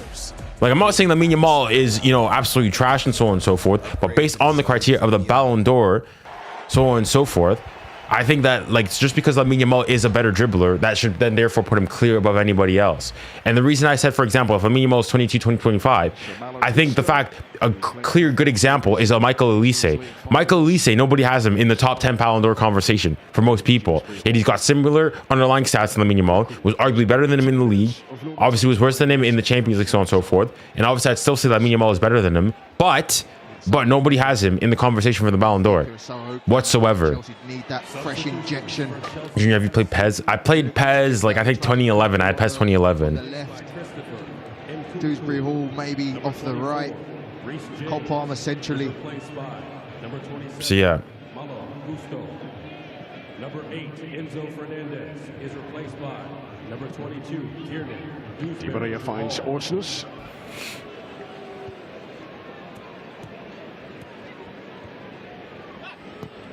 Now Belotti. It's called eFootball now. What happened to the FIFA, officially FIFA recognized, football game? What's happened to that? Because I heard that, Giovanni Infantino said he was going to do that. Is it just PES now? Is it eFootball now? Cohesion and positioning. Takulu jumping with Malo Gusto, who needed to be brave there, and he was.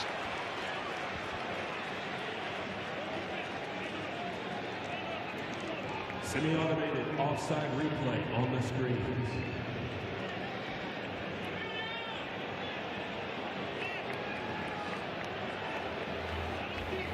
You forgot.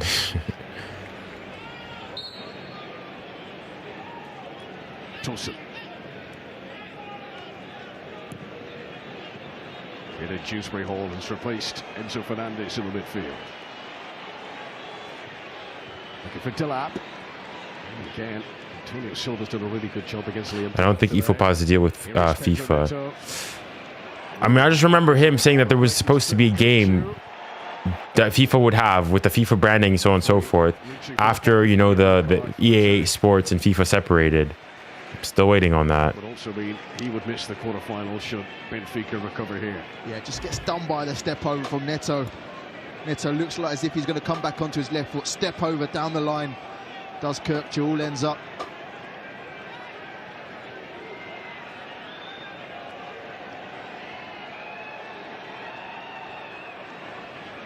Cuckoo leading the line now in place of Ďeľap.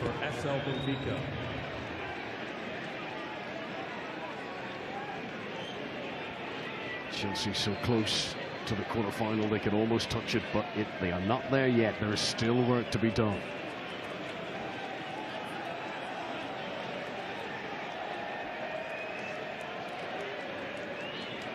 He's definitely going to arrange his wall properly this time, 𝙀𝙬𝘼𝑖𝑛. It's the mirror image. Starting to trim. I've had it for a couple of days now, but yes. 7 minutes left. Sun comes out from behind the cloud. 𝙎𝙊𝘾𝘼𝙎𝑖𝑛 with a header down. There had been a push on 𝙀𝙧𝑒𝑖𝑐. Now that is going to be a free kick to Benfica. Let's see the 𝙀𝙬𝘾𝘼𝑖𝑛 one.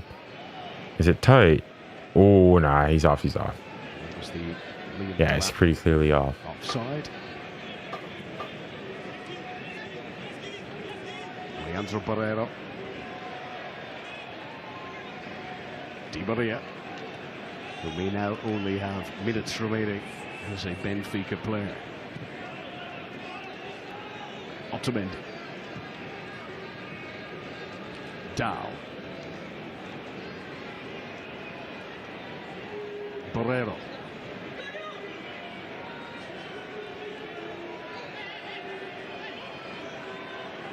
𝙬𝙬𝘼𝑎. 𝙎𝙊𝘾𝘼𝑎. Barreiro.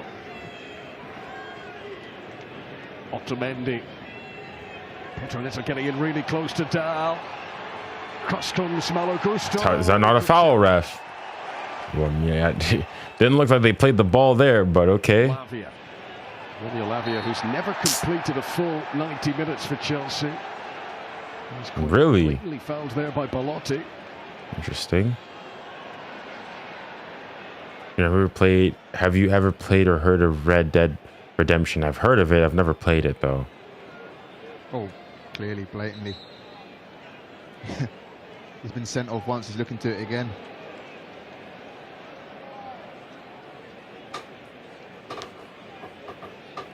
Christopher Nkunku, dang, the fall off. It's unfortunate, man. My fellow Parisian, man. It's unfortunate.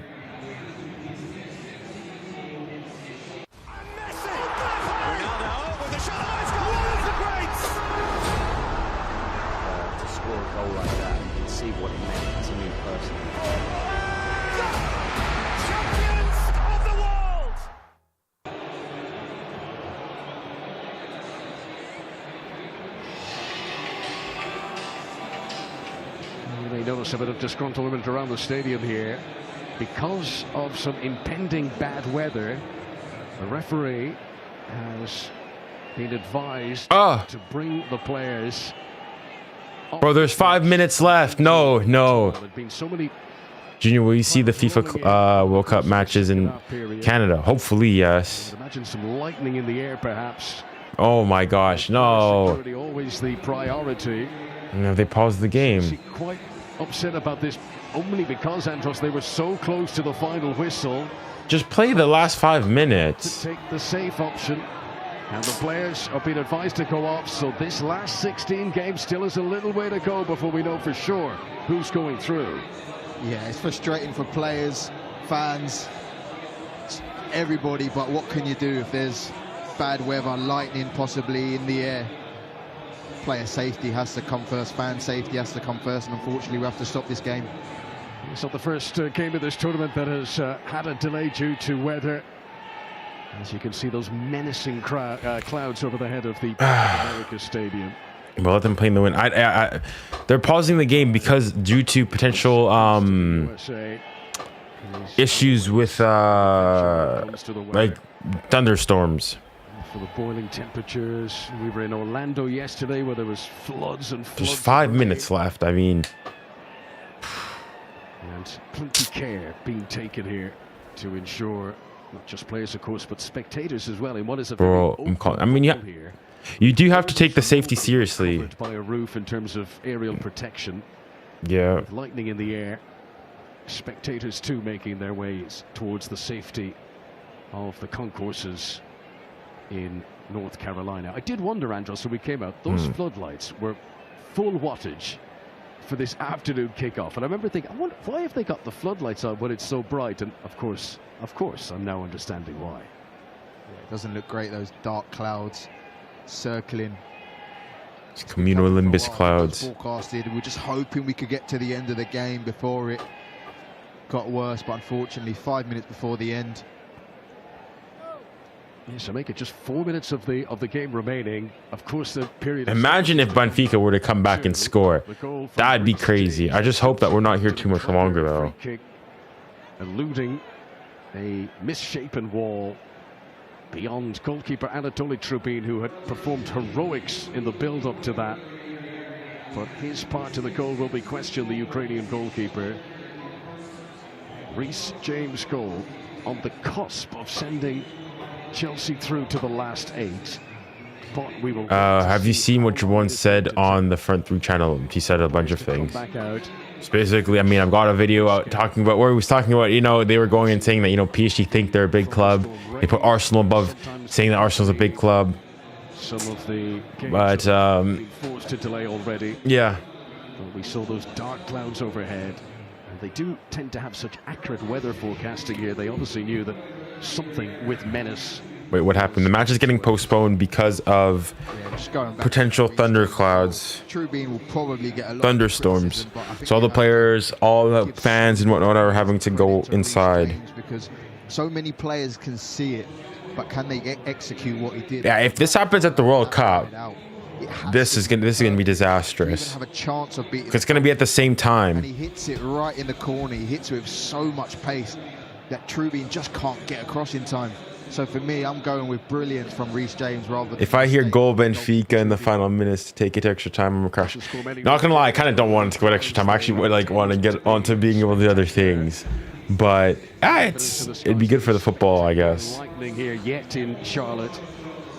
But worth mentioning, some of the delays have lasted a long time, and Benfica fans have already been on the receiving end of delays of this tournament. Their game against Auckland was held up actually for 2 hours before. This is why Europe is better. But I mean, you've got thunderstorms that happen in Europe. I mean, I remember there's a couple of Euro games that were postponed because of it. It just, in the US, in North America, these types of storms happen a lot more often. So yeah, they could come back out and get an equalizer here. I think from a player perspective, it's not too bad because they've only got 5 minutes to come on and play. You go back to that Benfica Auckland game, they had to wait a couple of hours and then play another 45 minutes after fatigue had set into their legs. That must have been tough, but they can just keep them legs going, keep ticking over, just muster 5-10 minutes of energy to try and get back into this game, and from Chelsea's point of view to see out this game. Well, Benfica hope that it's a delay that will be worth waiting for. Chelsea nearly there, but not yet. Benfica 0, Chelsea 1 for now. 4 minutes still to play. I guess we're gonna go to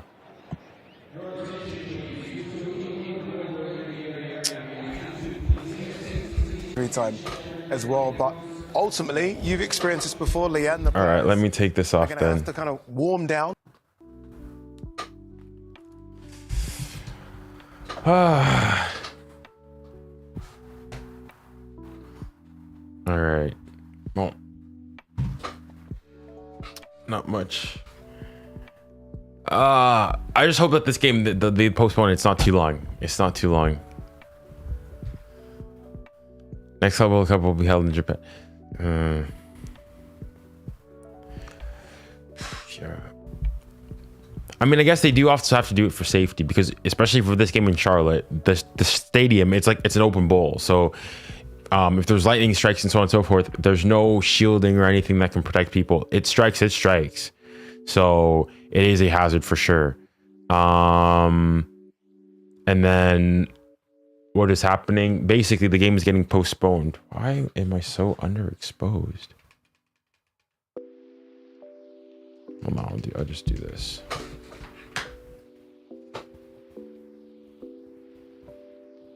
There you go. Yeah, the game is getting postponed because of potential thunderstorms and lightning strikes. So yeah.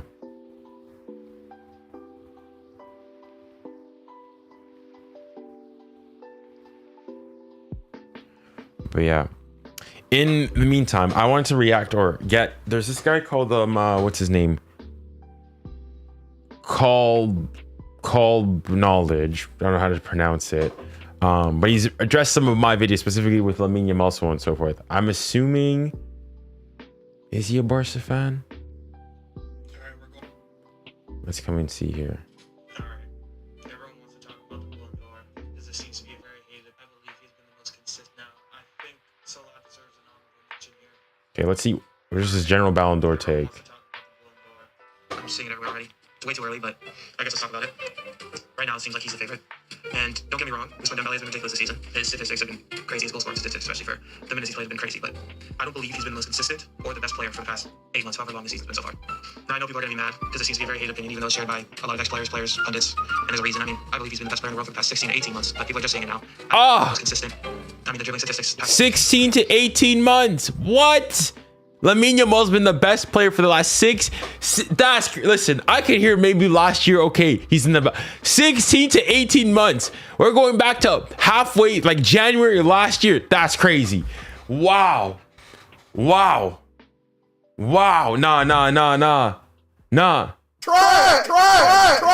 Oh my gosh. Okay. I believe he deserves a Ballon d'Or. I believe it. Now, I think Salah deserves an honorable mention here because this is a historic season in the Prem, even if it is a weaker Prem season, and he didn't perform in the biggest matches where he needed to. He still deserves an honorable mention because the first 6 months of the season, 4 or 5 months, whatever, he was the favorite. Everyone thought he was going to beat him, but unfortunately, he could not perform when he needed to, so he can't win it. And Rafa, fortunate. He deserves an honorable mention, but I don't believe he was better than 𝙀 𝘾𝘼𝘋𝘼 this season. He was never the most important player in Barcelona. He was very good. He scored when he needed to and assisted when he needed to, but that also happened when he wasn't playing that good, and that covered it up sometimes. But he deserves an honorable mention at the very least. So yeah, I believe it's 𝙀 𝘾𝘼𝘋𝘼. I understand if people don't believe that, but I think right now, I believe that pundits agree, and I think that means that he will actually end up winning it, despite what everyone says. I do think he will probably end up winning it because he is so liked and loved by the actual football community, like actual players and stuff. So we will see. Okay, so I mean, he's made other ones, and I'll address those ones as well. But he talked about the fact that he's liked by so much pundits, so on and so forth. Okay, I'm not gonna say 𝙀 𝘾𝘼𝘋𝘼's got the PR, so on and so forth. If it's the PR, if it was the PR Dior, yeah, he can win it.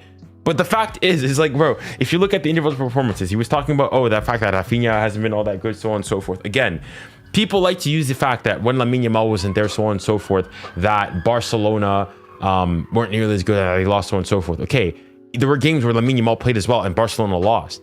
Yeah, and causation does not equal correlation. Just because 𝙀 𝘾𝘼𝘋𝘼 was not there, he's not the only and sole reason that they lost.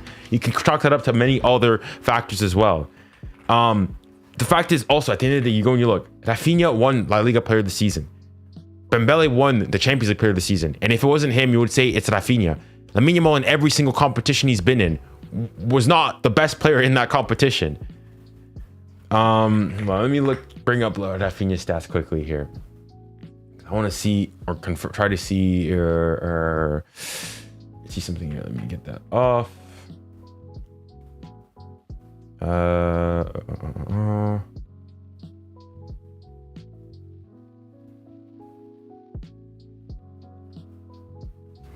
Okay. Then there's the first video where you addressed me, which was the. I didn't want to do it. What did he? Hold on. Who was the better dribbler? I didn't want to do this. All right, this is the first video of mine that he made. The Champions League, 𝙀 𝘾𝘼𝘋𝘼 Champions League. The same competition. Why does 𝙀 𝘾𝘼𝘋𝘼 deserve the place higher than the Ballon d'Or than Hakimi? Champions League for Champions League. The only thing you guys can say, when he can dribble, aesthetic merchants. It was more than about just dribbling. So I cut that up a little bit, but he talks a lot about how data versus the eye test. So I'm going to look at data. Only the Champions League to start. You're a football content creator. I know you know this. This award is for what you do throughout a season. It's not for 17 games. Okay, hold on. Pause right. First and foremost, yes, of course, the Ballon d'Or is based on everything that you do over the course of the season, and it shouldn't be simply chalked up to what you do in the Champions League. I agree. However, the reason I talked about that specifically is the fact that, first and foremost, Hakimi's been also doing it in Ligue 1 as well. The reason I often don't talk of when it comes to Dembele and with Hakimi in the league is because oftentimes the first thing people are going to go and do is say, well, it doesn't count. They play in the French league, so automatically discredit it. So I don't bring it up because it's just going to be something that they're not going to address whichever way it goes. But yes, I agree that, of course, the Ballon d'Or is given over the course of the entire season. Let's just look at Champions League for now. Here are the stats he was talking about. Hold on, let me change something real quick. Lamine actually has a higher GA in the Champions League. Yeah, okay, he's got a higher GA than in the Champions League. Of course he would. You'd expect that. The fact is that he is a striker. He's an attacker. And again, the whole point, the reason I was harping on the fact that Hakimi has more GA than Lamine Yamal in the Champions League is that he's a right back. You're not expecting a right back to be getting nearly as many GA and goal contributions. Yet despite being all that, he's still being able to outperform and out in terms of statistics, get more statistics than someone like Lamine Yamal, who's much further up the pitch, playing for a very attacking team that scored the most amount of goals. Yet someone like Hakimi still been able to perform. And not to mention the fact that I think he glossed over or didn't mention was the fact that he was doing it against stiffer opposition. Let's just move on from this. Let's look at shooting. Well, Yamal takes double the shots, gets more than double on target. Shots on target percentage, shots per 90, shots on target per 90. You get it. Let's do passing. Okay, so we talked about shots on target, the fact that Lamine Yamal takes more shots, has more shots on target, has a higher shots on target percentage. That's cute. Look at, for example, the conversion rate. Lamine Yamal takes more shots, but he scored less goals. So of course it's cute for him and whatnot to get shots on target. But I go and use is the fact that okay, he takes a lot of shots and so on and so forth, but they're not the finishing, the clinicality is not there. If Lamine Yamal is taking just as many shots as Achraf Hakimi, yet is scoring the same amount of goals, I'd go and say that Achraf Hakimi is a much more clinical finisher than he is. All else being equal, obviously, like depending on the shots, if Lamine Yamal is, taking 30-yard shots and so on and so forth, obviously. But all else being equal, for the same amount of shots, if Lamine Yamal is taking more shots and than Hakimi, and they're similar quality shots, so on and so forth, and he's got more on target, okay, I'll say he gets a lot of shots on target, but that fact could almost be a disservice to Lamine Yamal in saying that, okay, for all of that, he's less clinical. In La Liga, you look, I think Lamine Yamal's taking something like 150 shots in La Liga, yet only has, 9 league goals. He's one of the most inefficient players in La Liga. And again, when I'm comparing this, he's gonna obviously comparing the statistics for goal scoring and GA, so on and so forth, in terms of XG, XA, so on and so forth. I would sort of expect Lamine Yamal to have those better stats than him in the Champions League and in those competitions specifically, just because he's an attacker. But the fact is, Hakimi has got better offensive stats in the Champions League specifically than Lamine Yamal, playing further back for a team that's okay attacking as well, but a team that scored less than Barca, for example, and that's done so against stiffer opposition. A right back who bombs up the wing with an actual attacking winger. So obviously, Hakimi's going to pass the ball so much more. Okay, so exactly, I agree. So in the same sense that he's saying Hakimi's obviously going to pass the ball more, I would say obviously Lamine Yamal would take more shots, have more expected shots, XG, XGA, so on and so forth, because he's further up the pitch, 100%. But the fact that you would expect, though, that Lamine Yamal would have more goals intrinsically because he's higher up the pitch. Next point, let's keep suggesting. Because he's on the defensive line in the possession-heavy team. Anyone who watches football will know this. This is what outside-back stats look like for passing. This is not surprising. Shot-creating actions, now, it's actually close here. Achraf Hakimi obviously turns it on in the Champions League, but goal-creating actions 3 times. 3 times. So he said shot creating action, so on and so forth per 90, which is equivalent. But again, he doesn't hop onto the fact, the difference. First thing I hear when I join the live is 9 league goals. No, I was just bringing that up in terms of comparing Lamine Yamal, so on and so forth, and Hakimi.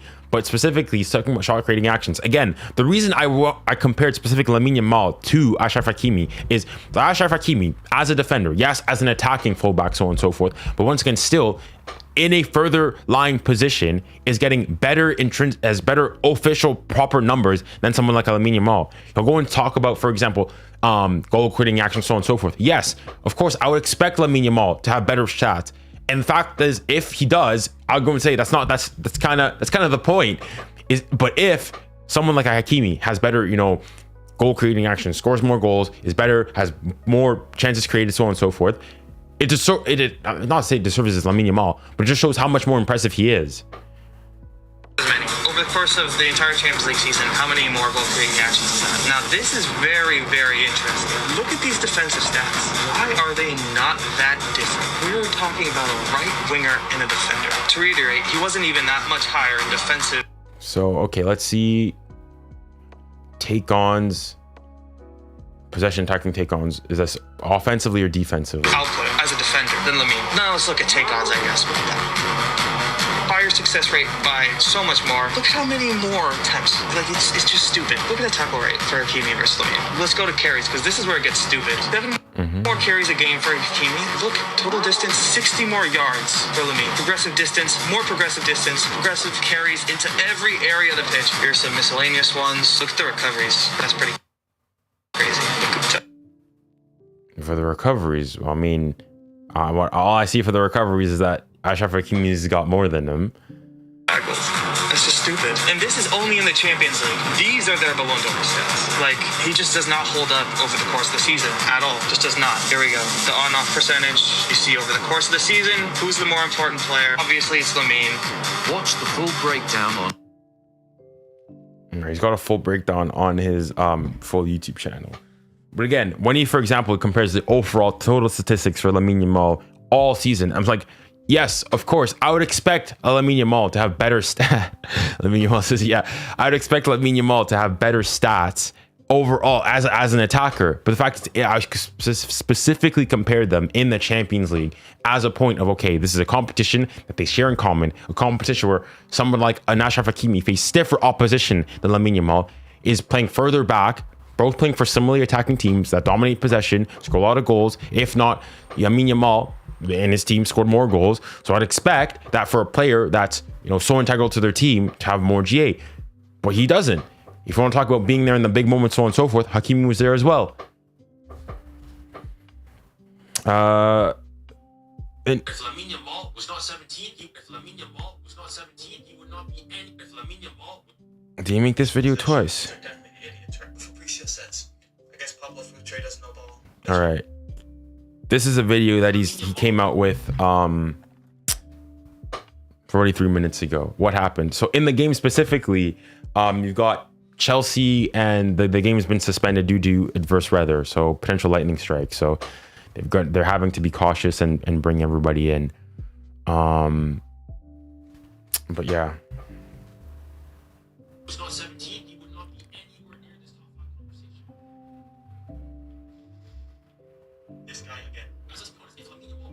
This guy again. Wait. This guy again. He's made this. Wait.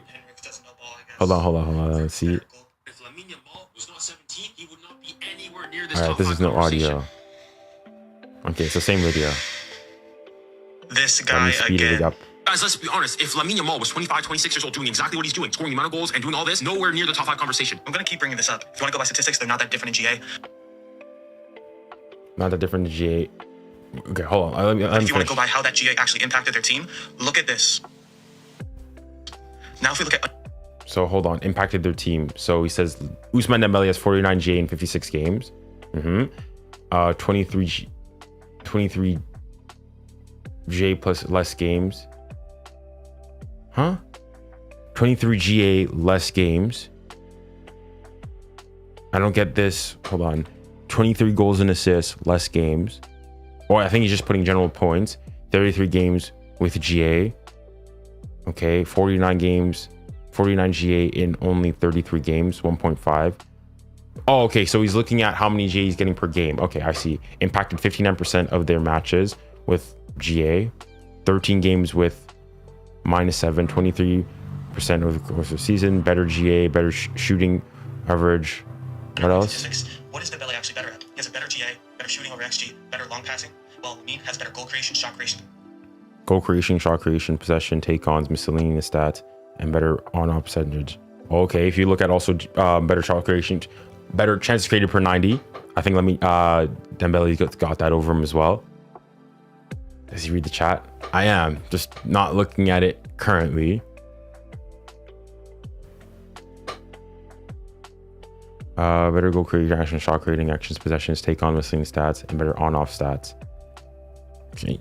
That's great. I'll go and say again, if specifically when looking at the Ballon d'Or, you look at the criteria, team performances, decisiveness, and Dembele has been decisive in the biggest games. 𝙀𝙬 is on par with Hakimi on his day. The fact is that on his day is not often. You know what they say? The saying goes, what is it? Availability is better than any ability. The best ability is availability.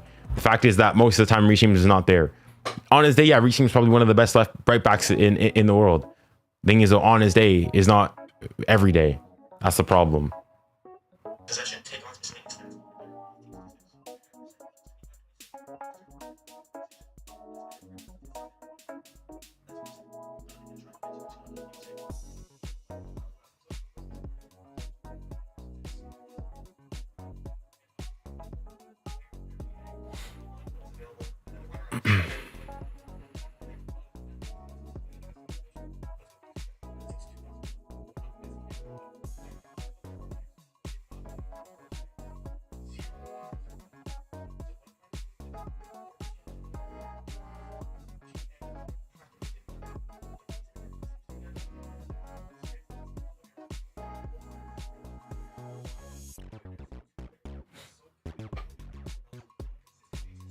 Most underrated non-PSG Ligue 1 player.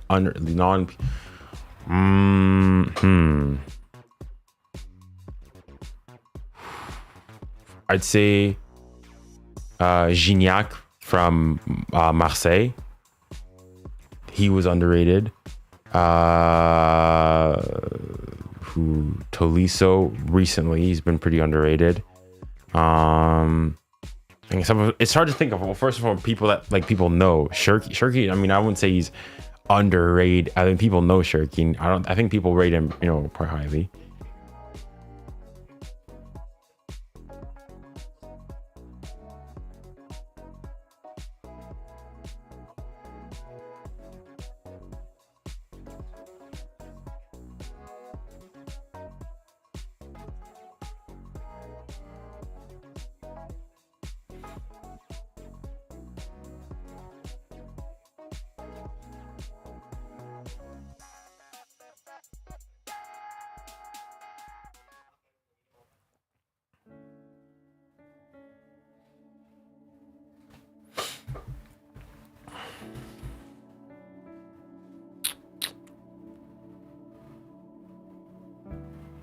Yeah, true. Yeah, he's been recently. Yeah, he's been really good.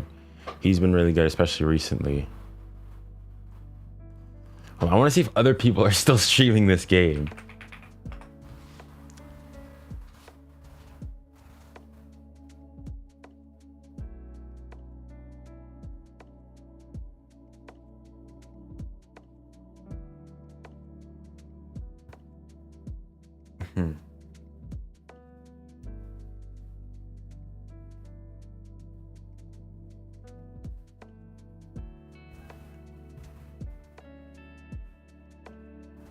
Reece James is so underrated and overlooked.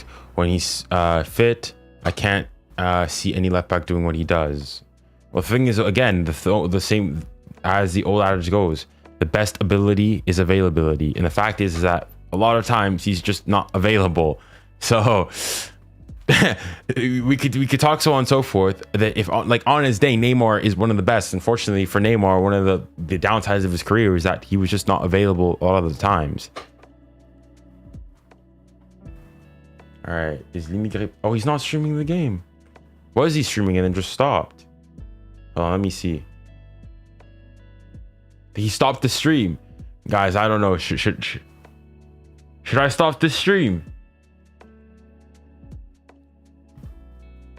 Looking like a Cameroonian dictator. That's not me. That's not me. That's Mbappe. Mbappe is a Cameroonian dictator. The background music is so soothing. I'm not even sure what's playing, honestly. I just have a chill lo-fi playlist in the back that plays, and it sort of goes. Trying to guess the footballer. I'll do maybe like 3 rounds of that, and then let me see. I just want to see what this 𝙎𝙬𝙖𝙬𝙬𝙬 how he ended the stream. Just because I'm not sure if I'll continue my stream then.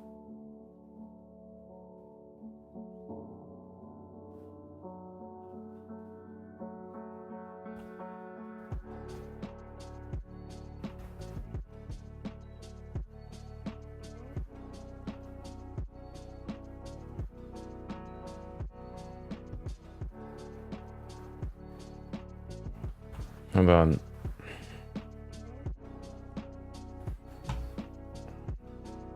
A tiny bit of lightning, and now it's postponed for like safety concerns. Is that you like lightning? If you look at the stadium, it's completely open.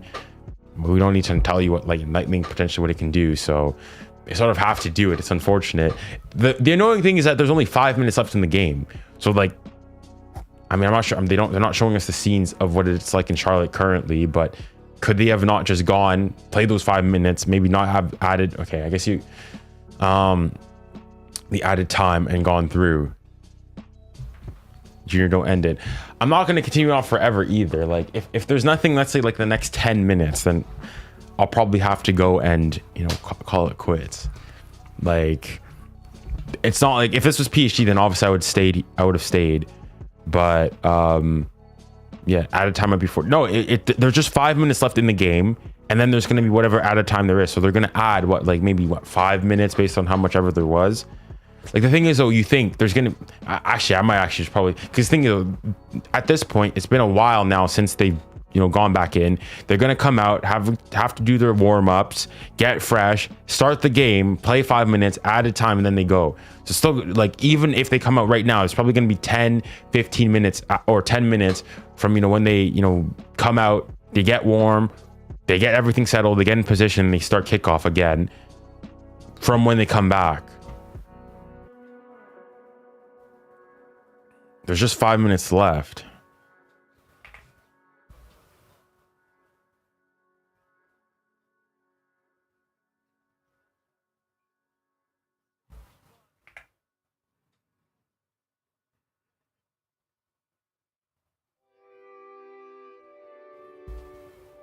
Yeah. All right, I'll do a guess the football. Let me just find a random footballer generator. I'll do 3, we'll say. Thank you, Ricardo. Thank you for the rose. I appreciate it, man. Okay, this player played in Italy, France, and England. This player played in Italy, France, and England.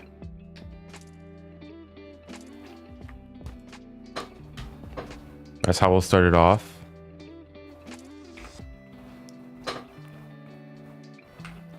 They're current.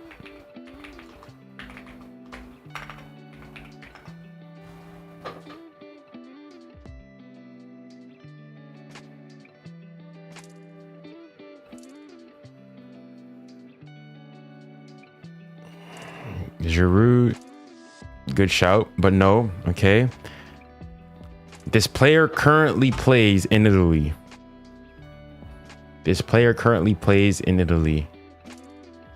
Dybala never played in France. Dybala never played in England. Why is it suspended? The game is suspended because of potential lightning strikes. Lukaku never played in France.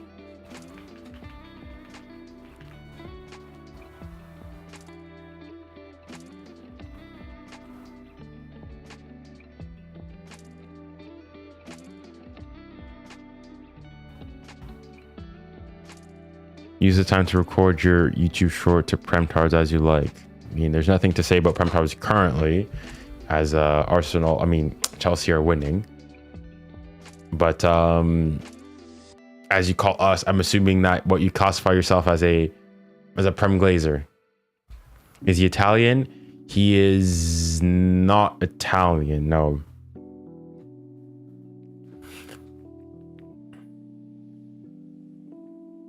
This player is South American.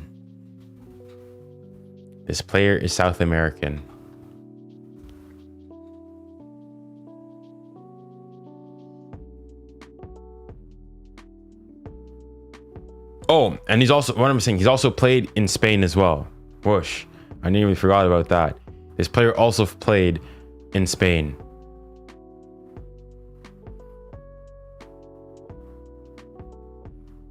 So he's played in France, Spain, England, and Italy. Ronaldinho never played in England. This player South American. Did he play in the 2022 World Cup? He did not, no. This player's country did not qualify. Oh, we got one. Sanchez is correct. Alexis Sanchez is the correct answer.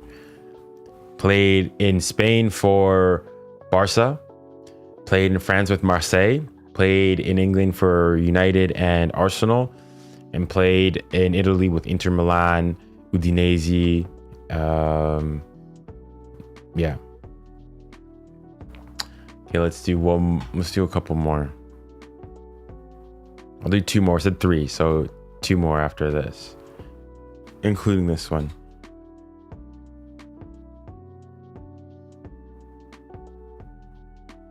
Ah, spin it again, spin it again.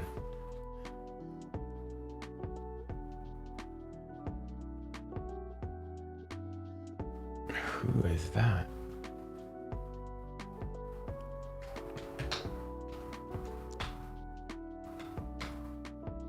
Okay. This player currently plays in South America.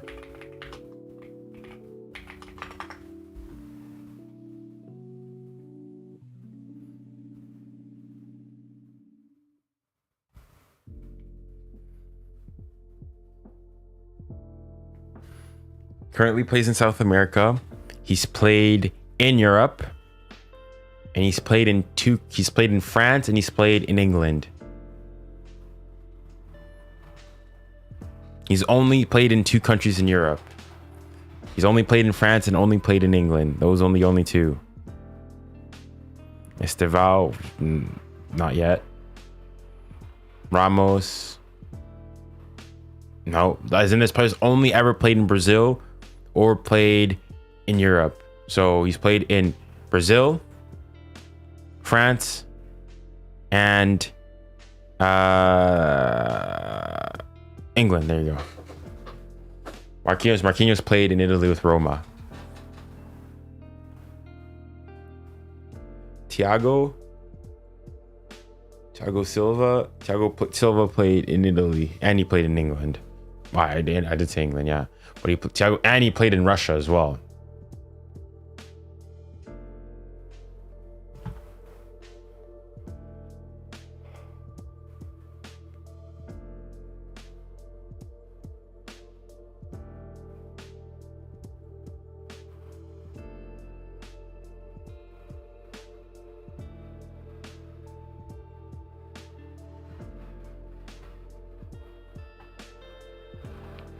David Luiz, would-winning a shot, but it's not David Luiz. Jorginho never played in France, to my recollection, and he's played in Italy. This player is Brazilian.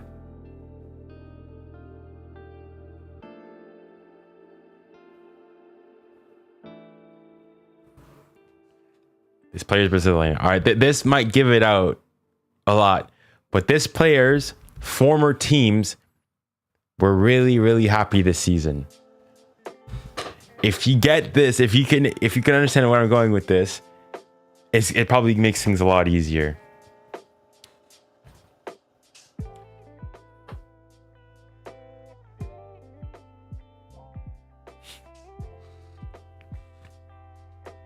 Paquetá. Ah, we got it. 𝙎𝙾𝘼𝑚's got it. Lucas Moura, correct. Correct. What gave it away? What gave it away for you? What gave it away for you?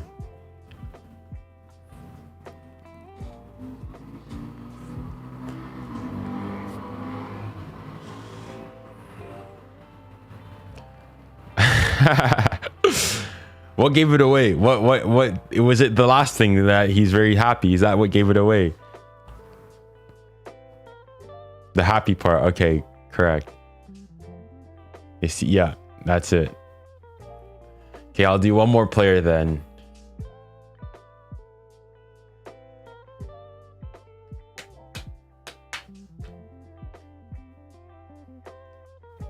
Do you guys want an easy one or a hard one?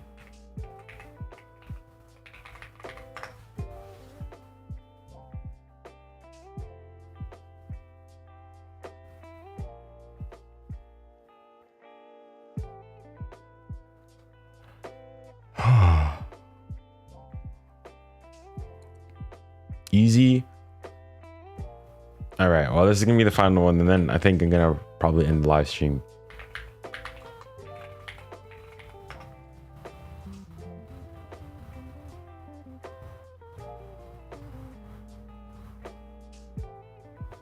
Okay, this player has played in 3 countries: France,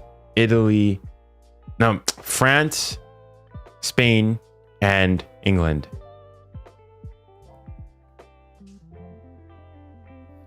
Junior, you going live with guests? I'll probably be doing that, yeah, later. Yeah.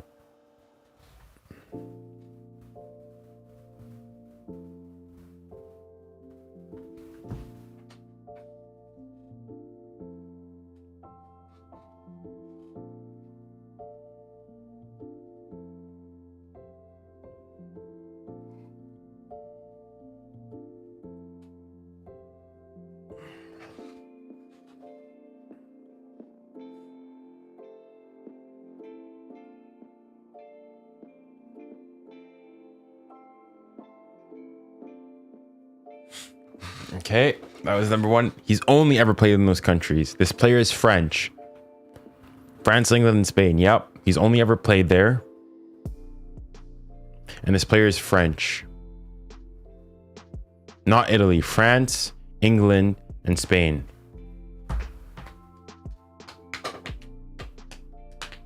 Konate played in Germany.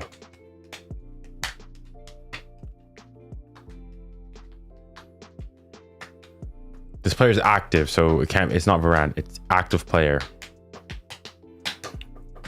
Henri played in Italy. Ooh, somebody's really close. I saw a comment right here. Somebody's really close. Really close. You said Russ, all I'm gonna say is you're close. You're close. Think along that same vein. Same vein.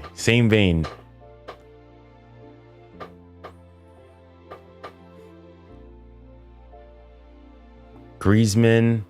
No, I don't think Griezmann's played. He's never played in France and in England. Dembele's never played in England. Score. It's 1-0 to 1-0 to Chelsea currently.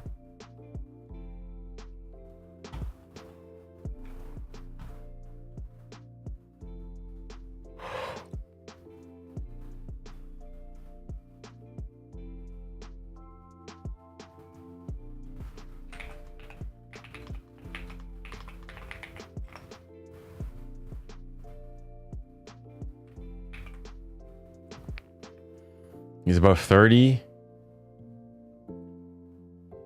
He is 30 and above, yes. Lucas Hernandez, no, Hernandez has never played in England. And he played in Germany. Is he in the current French squad? Yes, Laporte. People like Laporte, Lenormand, you're on the right track. Pavard, no. Pavard played in Germany.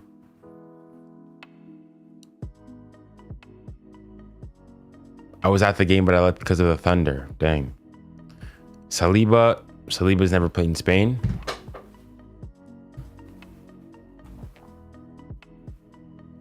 What are we doing? We're doing like player, guess the player. And I'm giving you guys details about him and you have to guess the player. Ah, we got it. The first player, Omar got it. This is correct. 𝙀𝙬𝘼𝙾𝙖 is the correct answer.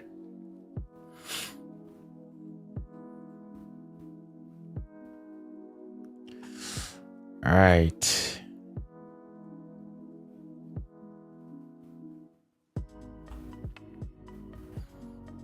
Lepti played for, he went on loan at Tottenham and at Aston Villa. Played in France for Nancy. So, yep. There we go. Stay trust. I'm not going to stay because the thing is, if we like the game, we don't know when, first and foremost, they're going to kick off again. And then when they come back, there's still 10 minutes to go before they warm up and whatnot, get warm for 5 minutes of play. And then maybe 5 minutes of out of time for another 10 minutes of game time to actually play. I don't think it's worth it. I don't think it's worth it. And it's also late now. It's already 11:30. And I have other things I want to do. So I think unfortunately I'm gonna have to go here and cut the live.